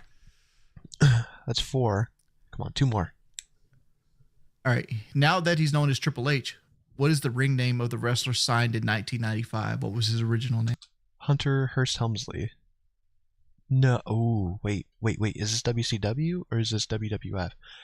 Ooh. Because you can. No, WCW, I think he was in really quickly, and it was for like a month, and I think that was 1994. So Hunter Hearst Helmsley. Terrorizing. Oh, shit, he's right. Oh, I forgot about that one. Oh, I'm a fake fan. I'm a fraud. Correct. Oh, that's Oh, no. Awful. Worst fucking name ever. It's kind of like the Ringmaster. Remember the Ringmaster with Stone Cold Steve Austin? Yep. The Ringmaster was the shit, though. Yep. Awful. All those gimmicks back then were so terrible. Dude. Fucking Tatanka, the Native American, who wasn't actually That Native one was American bad. in any way, shape, or form. He was like a Latino guy. Fucking terrible. It's to dance around and pretend like he's a Native American, like so offensive. It's like, Jesus. I still see mixed things on if he's actually native or not. I have no clue. Everyone says he's not, though, so I guess not. Dude, they always did offensive shit, like the whole Iraq. Like, Vince McMahon's a racist. Oh, yeah. Oh, yeah. 100%. He's a racist, sexist person. He always 100% was doing it on purpose. He knew he was pushing the envelope. He knew people would talk about it. I mean, yeah, he was totally a troll in that regard. So I got 4 so far. All I right. need 2 more. Who is the youngest WWE champion of all time? Randy Orton. Oh, fuck. Randy At Orton. one point, it was Randy Orton, but someone might have been younger after him. And But WWE champion. Austin Theory wasn't WWE champion. Austin Theory was US champion. So I don't know if that counts. If he's counting that, then it's Austin Theory. But I'm still going Randy Orton because it's WWE champion. I don't know, but it was Randy Orton at one point. Randy Orton is the correct answer. Ah, okay. This was a kind of a bullshit question. Well, so a few of these have been. I need 1 more, so that's not fair. I need 1 more question to be okay. I'm halfway. I got, well, not half. I got 5 right. I just want 6 to have the majority. But I'm on. Who body slammed Andre the Giant at WrestleMania 3? Oh, well. Oh, wait. What? It's a bullshit question. What? Hulk Hogan? Is there a trick to it? No one? I don't know. I know people have done it before Hulk Hogan. Well, everyone knows that's Hulk Hogan. That's super easy. Yeah, but question. the question is super easy, but it's like people they build it as like this is the first time Andre's ever been picked up. Yeah, no, it's not. But like Yeah. everybody's done it. Like mid card guys used to slam him in Japan and stuff like that. Here's one. Yeah. Here's a tough one. Who created the 450 splash? Eddie? I have no Oh, clue. who created it? Created it? Jimmy Snuka? I don't know. Yeah, I actually have absolutely no idea. You're gonna be shocked by this. This is why I concluded this one. You gonna give a guess? No, I really have no idea. No clue. Scott Steiner. Holy, wait, what? That's crazy. I was not expecting that. Really? I Scott Steiner created the 450 splash in 1989. I know. He did it. I remember he did it, but I didn't know he invented it. Wow, that's crazy. Because now it's a cruiserweight thing. You know, Yeah, he was yeah. a giant dude. Yeah, if Andre didn't want to be lifted, he wasn't going. That's 100% true. 100% true. He's a big guy. Always. Dude, Scott Steiner was always fucking big. Like, you know what Scott sad thing Steiner is insane. about Scott Steiner is like he literally right now in his career, he's still doing WWE stuff in his like 60s. Yeah. And it's like, how bad were you with your money? Because like Ric Flair was notoriously bad with his money. That's why he wrestled well into like his 70s, because he would blow his money as fast as he would make it. And I think Scott Steiner, I don't know the man's finances by no means, but like to still be doing this, is he doing it for the love of the game, or is he doing this because he needs to pay rent? Probably a little of both, you would think. 'Cause I think if he he's really fine. hated it, he probably wouldn't do it. But at the same time, hey, money talks. But He's fine. It's not like he's in ring. Scott Steiner's not doing anything in ring. it also, Yeah. Scott Steiner's one of those wrestlers I thought would die young, and he's kind of like exceeded that, because like a lot of wrestlers die because like I remember Logan Paul recently stated in an interview that wrestling isn't so much about skill, it's about your tolerance of pain. Like the people that are very good at tolerating pain tend to go up in the company, and the ones that don't tend to fall down, because you can do more events, you can do more for events, and to alleviate the pain. It's, No, there's more to it than that. I don't know. No. I mean, yes, but it's not that. It's not that cookie. It's like simple, you know. That plays a part. It's about how safe you are. It's about how careful you are, how well you and your opponents work together on a day-to-day basis, right? Because there's some people who are at positions that they shouldn't be based on their skill. There's some people who aren't as careful as each other, you know? There's some people who take care of their opponents better than others. There's some people who don't care at all. There's some people, if you look at them wrong, they're slamming you on the back of your head. There's a lot that can go into it. It's not as cookie cutter as, well, if you can take pain, you're going to succeed. No. Easier to recover if your body's mostly muscle. That's why you see a lot of these guys that get really jacked and they take these steroids. It's because it's easier for that muscle to like not bruise.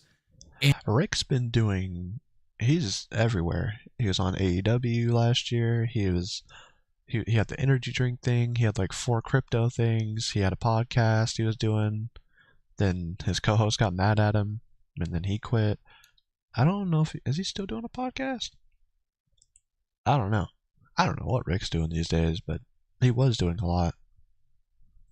or heal after being damaged. I know he does like conventions. So it's like, oh, which is funny because like you see people like Jelly Roll and stuff like that, and I'm He's also a real estate agent. That's insane. you're probably shedding viewers right now, but I've always wanted to talk with you about wrestling. Yeah, Neon, that is a perfect example. If Pain, Mick Foley, absolutely, bro. Well, by the way, he is so unappreciated. Like, I get he's a legend and all that. He should get more love. I'm at like where Mankind just kind of shows up in WWF, and he's like going at it with Undertaker. And like even his Cactus Jack stuff before in WCW, oh my god, he is so good. Like here's a random like thing. If anyone's bored later, go watch Mick Foley's dementia. I think it's dementia or not dementia. Memory loss. What's the word? I can't think of the word right now. But it was like WCW 93 or 92, I want to say. Maybe 94, I don't know. 93 or 94, I'm going to say. He's like going around like he lost his memory and stuff. Oh my god, it was so good. It was so good. Haha. It's like, all good. Because like I grew up watching wrestling. I remember the day I stopped watching wrestling. It was the finger poke of doom in WCW.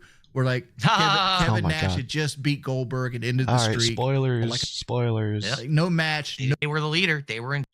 Eric, I got a great idea. Let's just get outraged, right, Eric? He wrestled in WCCW. Nice. We're gonna have Hogan. I might have to check that out then. We're gonna have him go in the ring. We just ended the streak, and we're going to give the belt to Hogan. You know, it's stupid. I can just picture him saying shit like this, like the WWF, which Right. WWF. I don't want to hear right? spoilers. WWF is like the A lot of one ways. because then I don't know. Like, I looked at the early '90s, which was considered a down period in wrestling, and like the Attitude Era as wrestling. That's what wrestling was to me. I didn't really. The down period, I guess the early 90s were down from the 80s, and then the mid 90s were down from the early 90s, I think. And then once I guess 6 or 7 hit, it started moving back up. Once they had competition, and it really started going. Like the shots too that they're taking back at each other, back and forth. So entertaining. So good. Get into the '80s stuff. My grandfather watched it. It would be on the TV. I didn't give a fuck about Jimmy Snuka or Playboy Buddy Rogers or Bruno Sammartino and shit like that. I started getting into it when like Bret Hart was like the when you champion. get the real characters. It's more than just a bad guy, more than just a good guy. And there's more depth, I guess. Which sounds insulting to the older generation, but it's not meant to be. And like it became a different show. It became about more than selling and you guys know what I'm trying to say. Daddy Cool Diesel and that kind of stuff. And I used to go rent those tapes at the video store. It became a bigger show than it was. And like watch the old WrestleManias, and I'd relive it. I never experienced it before, so I'd start early and watch like the Macho Man and Hogan be tag team partners, then the Fallout, then with Hogan always won, so that always pissed me off too. Any more questions? Yeah, Bruiser Brody is insane. I didn't know the whole story until I watched the Dark Side of the Ring thing, and that one, aside from like obviously like Owen Hart, like and the Von Erichs, that one got me. Like Bruiser Brody's like that episode of Dark Side of the Ring is a hard episode to watch. Questions in this countdown? I have a couple quick questions for you before we adjourn. Hit me up. All right, so I had two questions. So I got 6. I don't know if that was all the questions or not. It was kind of a cop out, but I guess I won. Let's go. Okay. All right. The first one is a question that I think you get asked all the time. Okay. But I literally, I want to ask it to you man to man here. And I really would like an honest answer if you can. Okay. Okay. Do you think you're actually done doing this Lalcow live shit? Completely done 100%? No. Or do you think that this is just a time where you might go back to it if the money's good or if things get bad? I'm just curious about where you are in your mindset with that right now. The honest answer is, do I think I'm completely done with Locale? Probably not. Thank you for being honest. Thank you, because I think a lot of people, you've been saying, no, you're done with it. That's in my mind, I'm done with it. Completely done with it. But I don't like to burn bridges. I don't like to shut doors I don't have to shut. And that's mainly from anxiety. And there's so many things that can happen. One of the reasons I'm allowed to make this choice where I go from making doctor money back to making $40,000 a year is because I saved 90% of my locale money and I invested it. And I put it in other places. I put it in things. That's a lot of money that he made. 90%. He is insanely good with his money, if that's true. Appreciate, and that allows me to have a little bit of financial freedom and not have to curtail to anybody or work on somebody else's schedule or do things like that. But if it ever came down to it and I was You grew up watching Brody? Jeez. I'd go back on hands and knees groveling. I'm never going to put my self-respect ahead of my wife's health. Yeah, that's gotta suck. I think every generation at this point has a crazy, and it's always something different too. For you, you have Bruiser Brody, right? 2000s kids, you have Chris Benoit, you have Eddie Guerrero. It's always something, a different reason, right? But it's always super young, For my generation, right? We have Bray Wyatt. And if you don't know, if you don't keep up with wrestling or whatever, go on Peacock. I don't think it's on YouTube. Go on Peacock and watch the Bray Wyatt documentary. It's one of the most well done wrestling documentaries. One of the most emotional thing. The Bray Wyatt documentary was so good. So good. Or something my wife desires. If I have to shovel. 90s was Owen. Yeah. I can't believe I skipped over Owen. Wow, I'm retarded. Wow. 90s was Owen, yeah. And I guarantee you there was some in the 60s. Shit to buy pills. I'm gonna shovel shit to buy pills. I'm never gonna go back. But in my headspace right now, I don't want to be a part of it.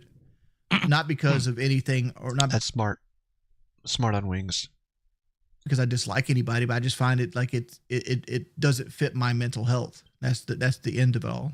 Even Keemstar said himself, he doesn't want to do the show. So he's in the same headspace I'm in. You just get burned out on it. Doing a show 6 days a week for 2 hours a day and is constantly keeping up with the drama. It's exhausting. It's the same reason Owens, Chris Adams. Who's the guy from the Brawl for All that got really messed up? Didn't he die? I don't know the name because I haven't watched that time. I haven't gotten to the year yet. And I've only heard it spoken about 1 or 2 times. Unless that was Chris Adams. I try to hold on to whoever it was in the Brawl for All that got really messed up. Video games. I know this is kind of making it about me again. I don't want to be a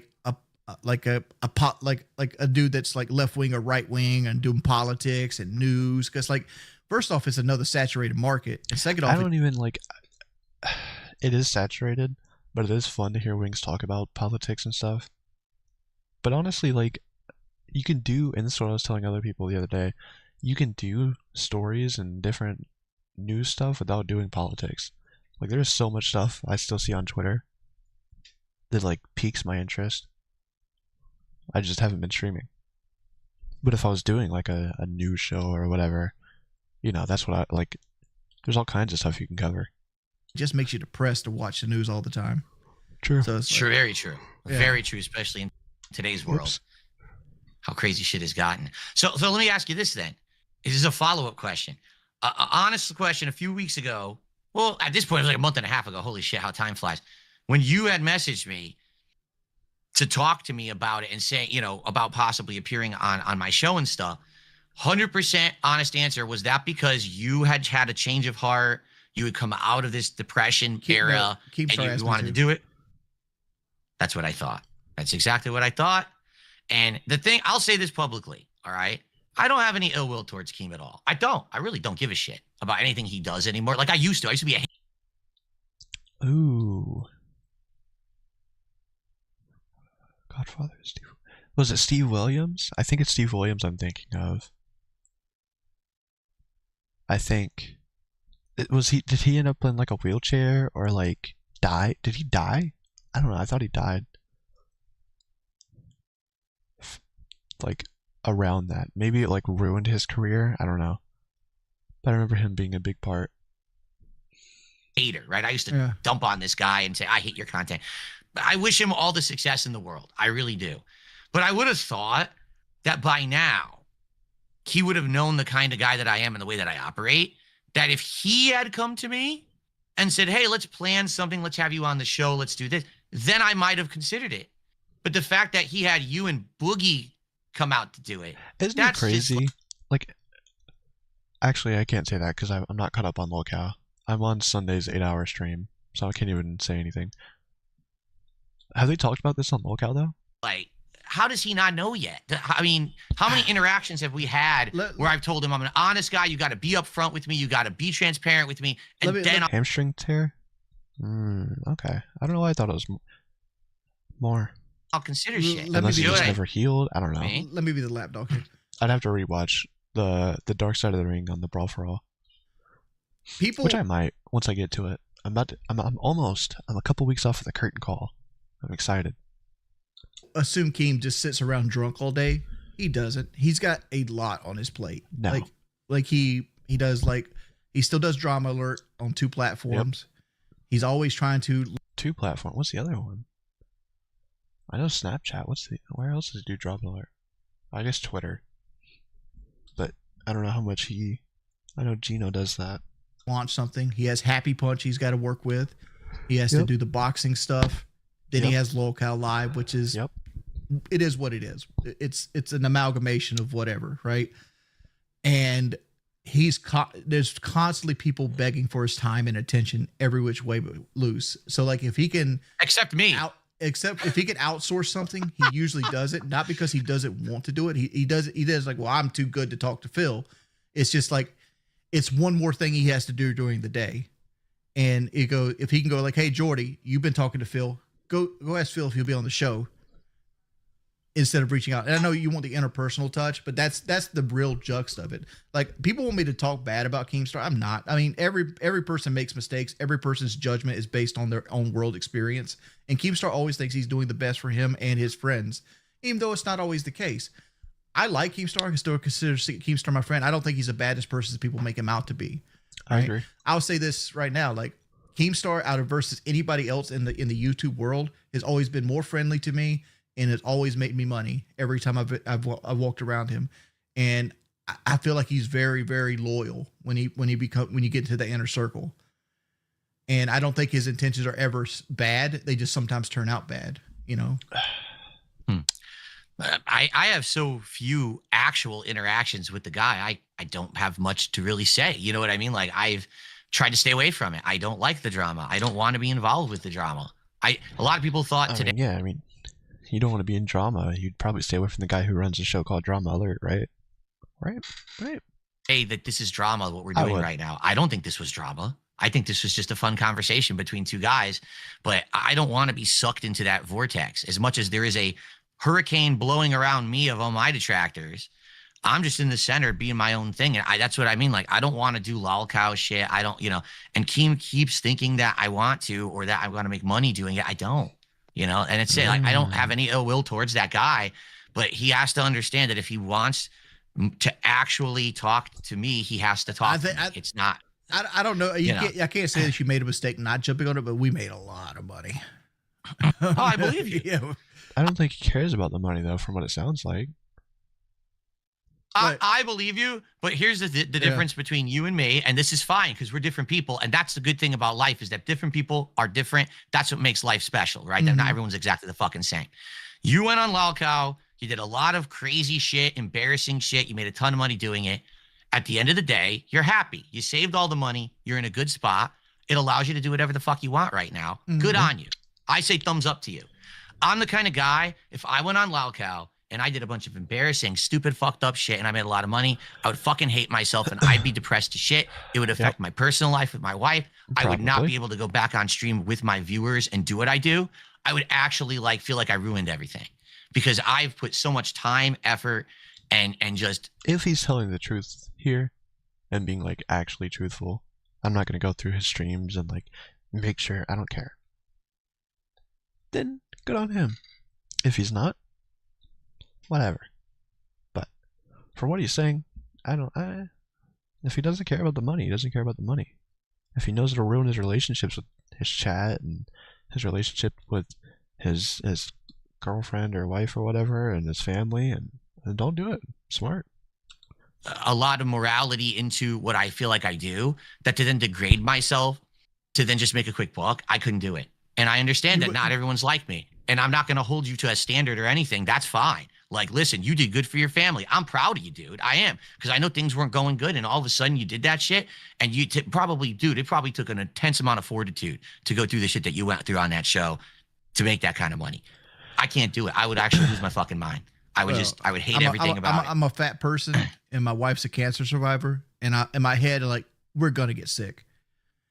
Even if I snap my fingers right now and turn to a 180-pound man, I've done an immense amount of damage to my body. It's not if I'm getting sick, it's when I'm getting sick. But look at Boogie. Sure, he's got some things going on, but he's running around doing things and, And he's better than he was, at least. You can't look at it like that. You can't. Don't want to be going to a government agency and be like, please, daddy, give me enough money to just for the tooth pull, that kind of shit, right? I don't want to be. That makes a lot of sense. That does make a lot of sense. It does. And I'm willing. Right, I'm willing to have shit dumped on my head to do it. My last question for you, and this will be it for today. Thank you so much for your time. You've been here for almost 2 hours. I really appreciate it. And this is a heavy question. All right, I saved it for the end. Okay. So you say your whole life you've been overweight, right? Pretty much your whole life you've been an overweight guy. Yep. I've heard you recently, and again, this is just me hearing highlights, so I don't know to what extent I've heard the true story. You've said recently that you feel like you're to the point where you have to start losing weight. Yes. You think you gained those 40 pounds and you're in a situation where oh my God, my body actually feels awful. It's make or break time, it's different. Do or die. It's different this time. My body's telling me that it's different. Okay. I've also heard you say you're considering going on some of these weight loss drugs and that you consider doing it, but it's expensive, so you haven't gotten into it yet. Is that the case? That's the next step would be to go Yeah, but he's got the money, like he says.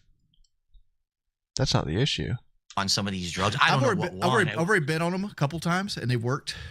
But I've always used that month-old or year-old expired Ozempic before. used them as I gotta get ready for a fight in London. I need to drop 25, 30 pounds. Here's some Ozempic. Boom. Just be sick. Don't eat. Train. Lose weight quickly. But I've never been on them long term. And the idea is to go onto it long term. But the problem is I'm not diabetic. Even though I'm 400 pounds, my blood work, I shit you not, is good. I have blood work of a normal person. The issue... That's good. See, you can't say stuff like that after saying oh, I'm worried I'm going to get sick and blah, blah, blah. It's not worth, clearly you're fine. So if you start improving your health and your weight and all that stuff, I don't know. The issue with that is my insurance won't pay for it. It's $400 to $600 a month every month. So it's like a car. But you saved 90% of your locale money, right? If you want it that bad, go for it. why not go for it? Our payment for something like, do I have the willpower to invest this money into myself? You should. And actually go through with it. Right. Because as you know, if you get on it, it's not just taking the drug. Yeah. It's a whole lifestyle change. It's a diet change. It's a health. It's all kinds of things. I lost weight that you're once gonna have before. to change to make it stick. You did once. I forget. Now, was it because you were working out? That wasn't the surgery, was it? I cut my stomach out, and that worked. It 100% worked. I would have gotten down to your size. Mm-hmm. The problem is, as soon as I did that, the trolling kicked up astronomically. And just like anybody else that's an addict, and when I started stressing out and not knowing where the next paycheck was coming from. See, he's got to take a break. He's got to take a break, do recorded content, or turn off the face cam. Do you his loyal fans, right? Do you think his loyal fans would stop watching if he turned his camera off for a couple months? I don't think so. I think they would understand. They get it. They would want him to improve. I drowned myself with chicken tenders. And obviously, it's easier for me to say because I'm not the one in his headspace, And Coca-Cola and things like that. That's like I have gray hair now. I say strictly from that period of time where I lost my Twitch channel. That was such a detrimental blow to me because I went from making $7,000 a month plus doing DoorDash to losing DoorDash and losing my Twitch partnership to being unemployed within a period of 2 months. It is like, and then they got my YouTube banned for a while, and I'm on Facebook streaming to like 150 motherfuckers. Jeez. So, now Facebook streaming. That's crazy. That's another thing I want to ask you. Like, did you ever get your stream elements and stuff back? Huh. I'll talk about that in a sec because I don't want to lose my train of thought on what we're talking about right now. But so in regards to this right now, would you agree, like we've just said, you are getting into a better headspace now, correct? You are. You're not feeling as bad. Not currently, no.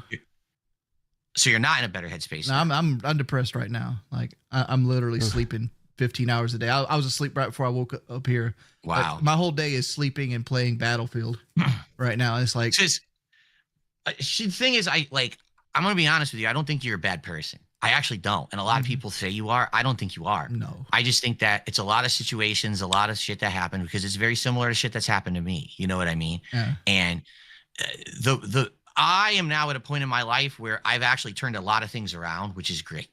It is. I'm healthier. I'm happy. I'm working out. I've lost a lot of weight. I'm feeling good about myself again for the first time in many years. I felt like shit for a long time with things that were going on. And the one piece of advice that I want to give you, and I hope you don't take offense, all right? Step one, before you get on a drug, before you even start working out, before you start do any of this shit. Is it going to be research? Dude, man to man, you have to fucking start eating better right now. True. Like, I'm not talking about tomorrow. I'm not talking. Let's go, DSP. Holy shit. Let's go. Talking about in a week. I'm talking about this moment that I'm talking to you, Jordy. mm-hmm. You have to start eating better right now because the stuff that you're putting in your body is directly responsible for what's going on right now. I'm poisoning myself. But like, if it was that simple, like don't drink the poison, Jordy. It's not that simple though. It's not saying it's not that simple. Oh, I know it's not simple. I know it's not. I've been through a lot of shit myself. Because I think at one point you used to be an alcoholic, right? That's exactly what I was about to say. That when I was younger, dude, that was my escape. That was how I slept at night when stuff was going horribly. I don't know. I kind of like DSP from this interview. If this is him, I don't know. It was just drinky, and it all goes away because now, who cares, right? I don't care in the world anymore. I'm drunk. But for me, what I want to tell you is the easiest way to do it, because this is how I started doing it, and it's not. Yeah, it's a good interview. It might not work for you. Right. But I liked it. I got a little wrestling quiz I can make a little clip out of if I want. I don't know if I'll actually do it because I don't get 3 views. But it was pretty fun. We talked about some good lolcow stuff. I learned a lot about DSP, honestly. And good little update on Wings and where his head's at right now. I mean, it was a solid interview. Try to help you if I can. For example, if you're going to make a change, don't make a shocking, immediate change, because this is what people tell you. You've got to stop doing it immediately. Bullshit. That never works. You can't just go cold turkey on anything. It will never work. That's nonsense. You have to wean yourself off of shit, right? True. So right now, am I understanding that almost all food that you eat is takeout, correct? Oh, 100%. I agree, Neon. It definitely has gotten better in the back half. Most of the time, yeah. 90% of the time. So what you got to start doing is, number one, if it's going to be takeout, you got to find something in the takeout that you can start to eliminate. So, for example, it's takeout, but you're not going to get a soda. Oh. You're going to get the burger. You're going to get all that shit, but you're not. Wings would rather eliminate the burger than the soda. He'd rather get a small chili and a large Dr. Pepper. Going to drink the soda. Soda's what I want the most, though. Yeah. Oh, no, it is. That's why you got to not do it. I know, because that's the dangerous shit. Yeah. A lot of people say it's the food. Oh no. It's the drinks. It's the soda and the sugary shit that you put. That is the most. I can cut out soda. Like, I don't drink soda every day. I could go down, like, number-wise, if I kept track of it, like, down to, like, twice a week. Right? That's not my problem. The food, I love food, okay? I'm not Wings either. Like, I'm not 400 pounds. But I love sweet tea. Like, I used to drink so much sweet tea. I don't drink it as much anymore, but it's so good. I try and drink more water now. Dangerous. I used to drink coffees with sugar and cream and all this shit, and I'd have 3-4 of them a day. Dude, that is so many calories and shit. That's awful for you. Like, the soda you don't makes realize the you're doing meal, because, like, you could give me, like, mashed potatoes and fried chicken and all this. Nah, I'm not like that. I can eat anything without a drink. People say you need a drink for a meal. I don't need a drink. I can eat 12 tacos and 6 pieces of chicken with a pound of French fries and not need a drink. Stuff I like to eat, but if you give me a glass of water with it, I won't be able to enjoy it. I need the Pepsi Cola or the Coca-Cola. You think she's sweat? I'm talking about the drink, Trippy. I'm talking about the beverage. I'm not talking about the person. To go with it. I hear it. And I used to do that when I started on YouTube. I had to have my sugary drink. So I always had an energy drink, or I had the sugary shit. And then when I started phasing it out and doing something different. Instead of it being sugary, I had what's that? It's a Dr. Pepper zero sugar. I fucking knew it. Dr. Pepper. I knew it. It's Pepsi and it's Dr. Pepper. And, like, I got, like, a water here with me. Like, I'm trying. Okay. That's better. That's definitely better. It's not great. It's Well, still you said slowly, so I mean, going from a Dr. Pepper to a Dr. Pepper Zero, that's better. It's slow progress. better, because now you don't got the sugar. You got the artificial sweetener, which is still bad, but it's not as bad as the pure sugar. That's for sure. That the full sugar shit, you've got to cut out. I've been trying. To be honest, I've been trying to wean myself down to 2 a day, and then I'm gonna try to go down to 1. And then down, because like, and I feel the gap with this shit, like this zero sugar shit. Like, I'm allowed 2 full strength ones, but if I need to fill the gap, I also try to drink 4 of these a day. But I drink the vast majority of my calories because my stomach's still small. How long do you stream when you stream? How long are your actual streams? 2 to 3 hours. In a go. Yeah. All right. I got just throwing this out there. All right. What if, starting today, you do not eat and drink when you're on a stream? Only water. That's it. You're allowed water. That's easy. I can do that. Do it right now. I'm serious. This would be a constructive change you could make to your content. He's actually giving him stuff that'll help. I'm impressed. I'm impressed. And yourself, when you're streaming, only That's water. crazy. All right. Number 1, you're already going to get used to a time period where your body says, I'm only getting water. It's going to be normal. And after a while, you won't care about drinking the water during the streams anymore. It's just a normalized behavior. Number 2, you're not going to give your trolls the ammo of seeing you stuff your face and drink the soda, and then they got the clip they want. You're taking it away from them, and you're doing something good for yourself. I think that this could help you a big amount right now if you could make that change. All right? I'm not holding you to it. That's the big if. If you could make that change. I'm just making the suggestion as someone who has been catching up with you and watching some of your content, and I'm seeing this go down, and I'm like, dude, he's drinking the soda. He's talking about eating a double Whopper. Why are you watching those troll videos? Because it's a quick way to get involved in what's going on negatively with you, so I can see the public perception of you. I know that that's not the truth about you, but I know that's the public perception of you. You see, you noticed. He's smart. These two, honestly, know exactly how each other feel because they're in the same boat. I think Wings before Fat Camp, had a better grip on his trolls, but he lost that. And now he lets his depression take over and like beat him down too on top of the trolls. I watched them, but I didn't come here and crap on you today because it happens to me, and I understand it. I get it. I know. Out of everyone out there, I fucking get what's going on. Yeah. All right, but I know that you can do something good for yourself. If you're telling me you're down, you're feeling awful and shit, I feel bad as someone who just went through a journey where I changed my whole lifestyle to be better and healthier, and I feel like they should do a once-a-week podcast together. Yeah, I listen to it. Keem would be happy about it though, but I'd watch. Recorded. Wings wanted the recorded podcast. Even if you went back to locale, these two, if they had a recorded podcast, it would be so good. I'd watch. Maybe I can help you a bit. That's one thing that I think you could 2-3 hours. And it would do numbers too, because the trolls want to watch. Even a 4-hour stream, just drink the water. Even if it means after the stream, then you eat right away off stream. At least you're not doing it during the stream. Yeah. Wings was healthier before Fat Camp. Yeah, he was 20, 30 pounds lighter. He was losing weight before. He was on Ozempic. Now he's not. He's depressed again. You know, I think that's a step one towards something good. And please tell me you didn't take offense at me giving you. Okay, thank you. I'm never going to take offense, dude. Every day of my life, somebody talks shit about me. I'm not going to take offense. Once a week, yes. To words. The only time words even hurt is if there's like a hint of truth behind them. Like people would call me like fat, wife beating, pedophile every fucking day of my life. None of that's fucking well, the fat part's true, but I've heard the fat part to the point where it's like, okay, I'm numb to being called fat. Like that hurt in kindergarten, right?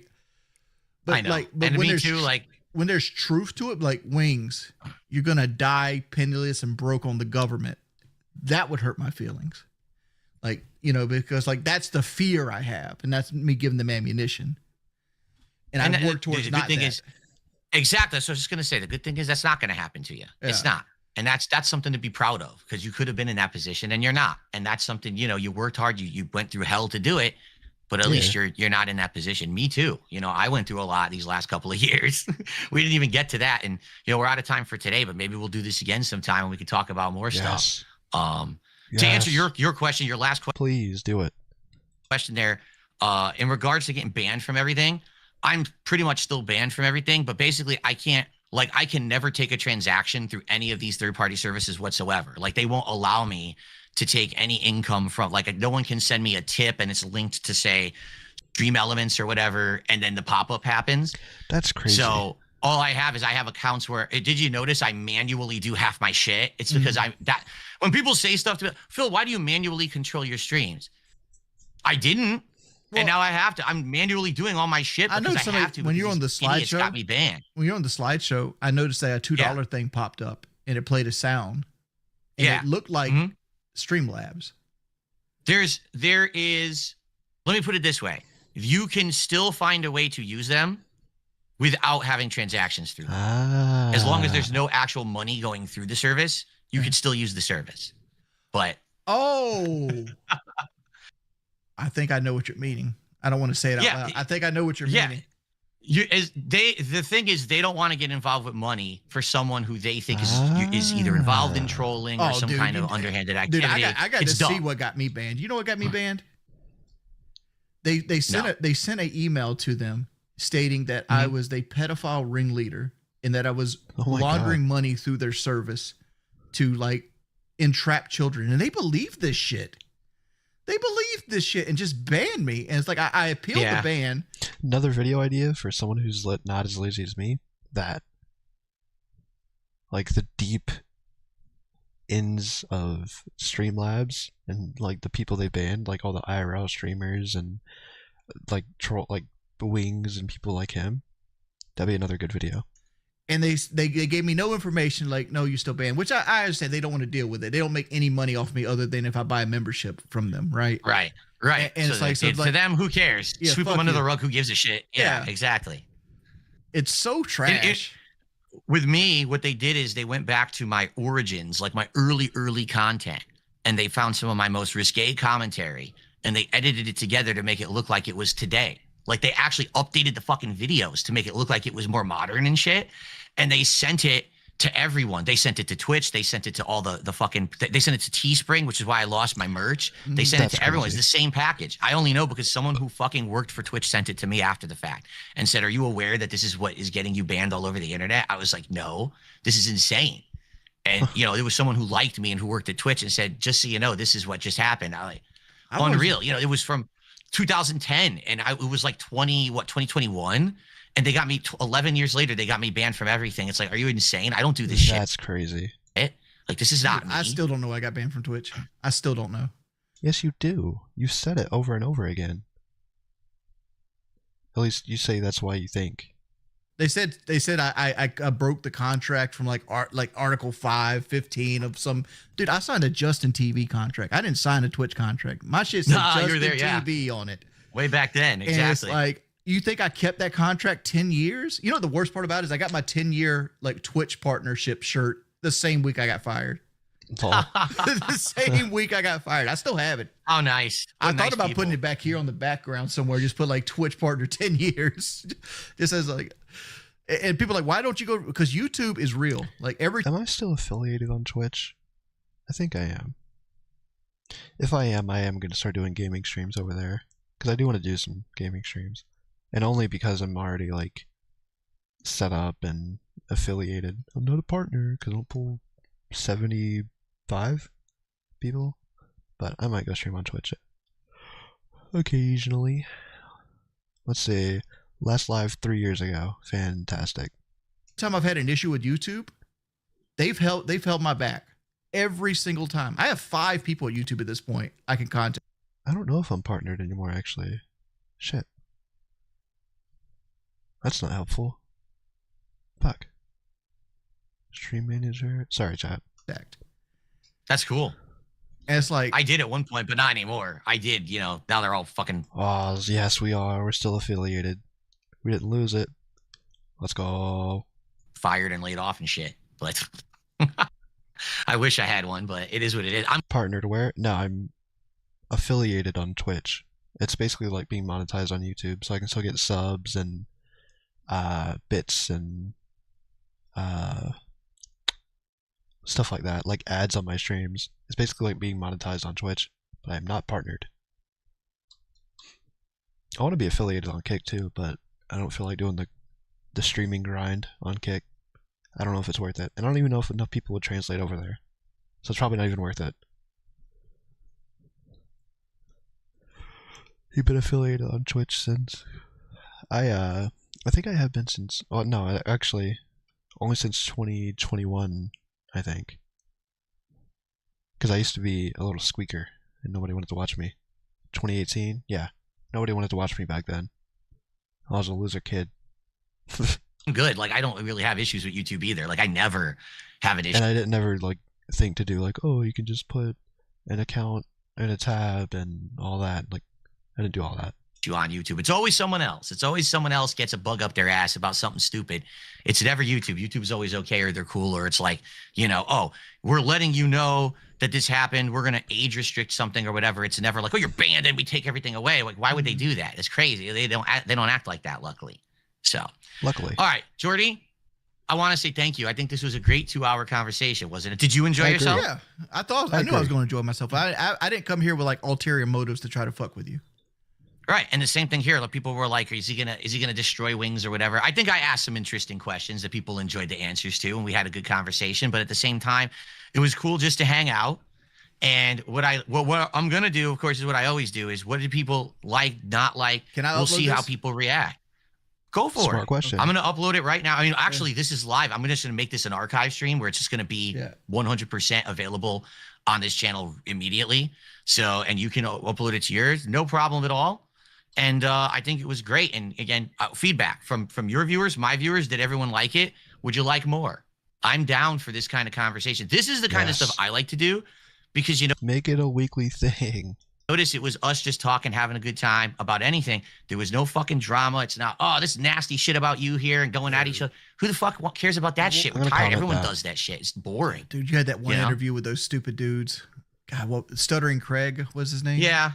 Complete bait and switch from what it was supposed to be. Keemstar tried to get me to go on that show right before the Boogie fight. I'm like, fuck that. Did you see what they did to Phil? I am not going on that show. We will. Let's definitely talk about that perhaps in the future because that was a total bait and switch and hilarious what's happened to them. But anyway, Jordy, thank you so much for your time. Everyone who watched, thanks for watching. We want feedback, obviously. Bye. And see you soon. Take care, man. Wow. Does he say anything else? No? Okay. That was really good. Honestly. Like, it was very entertaining.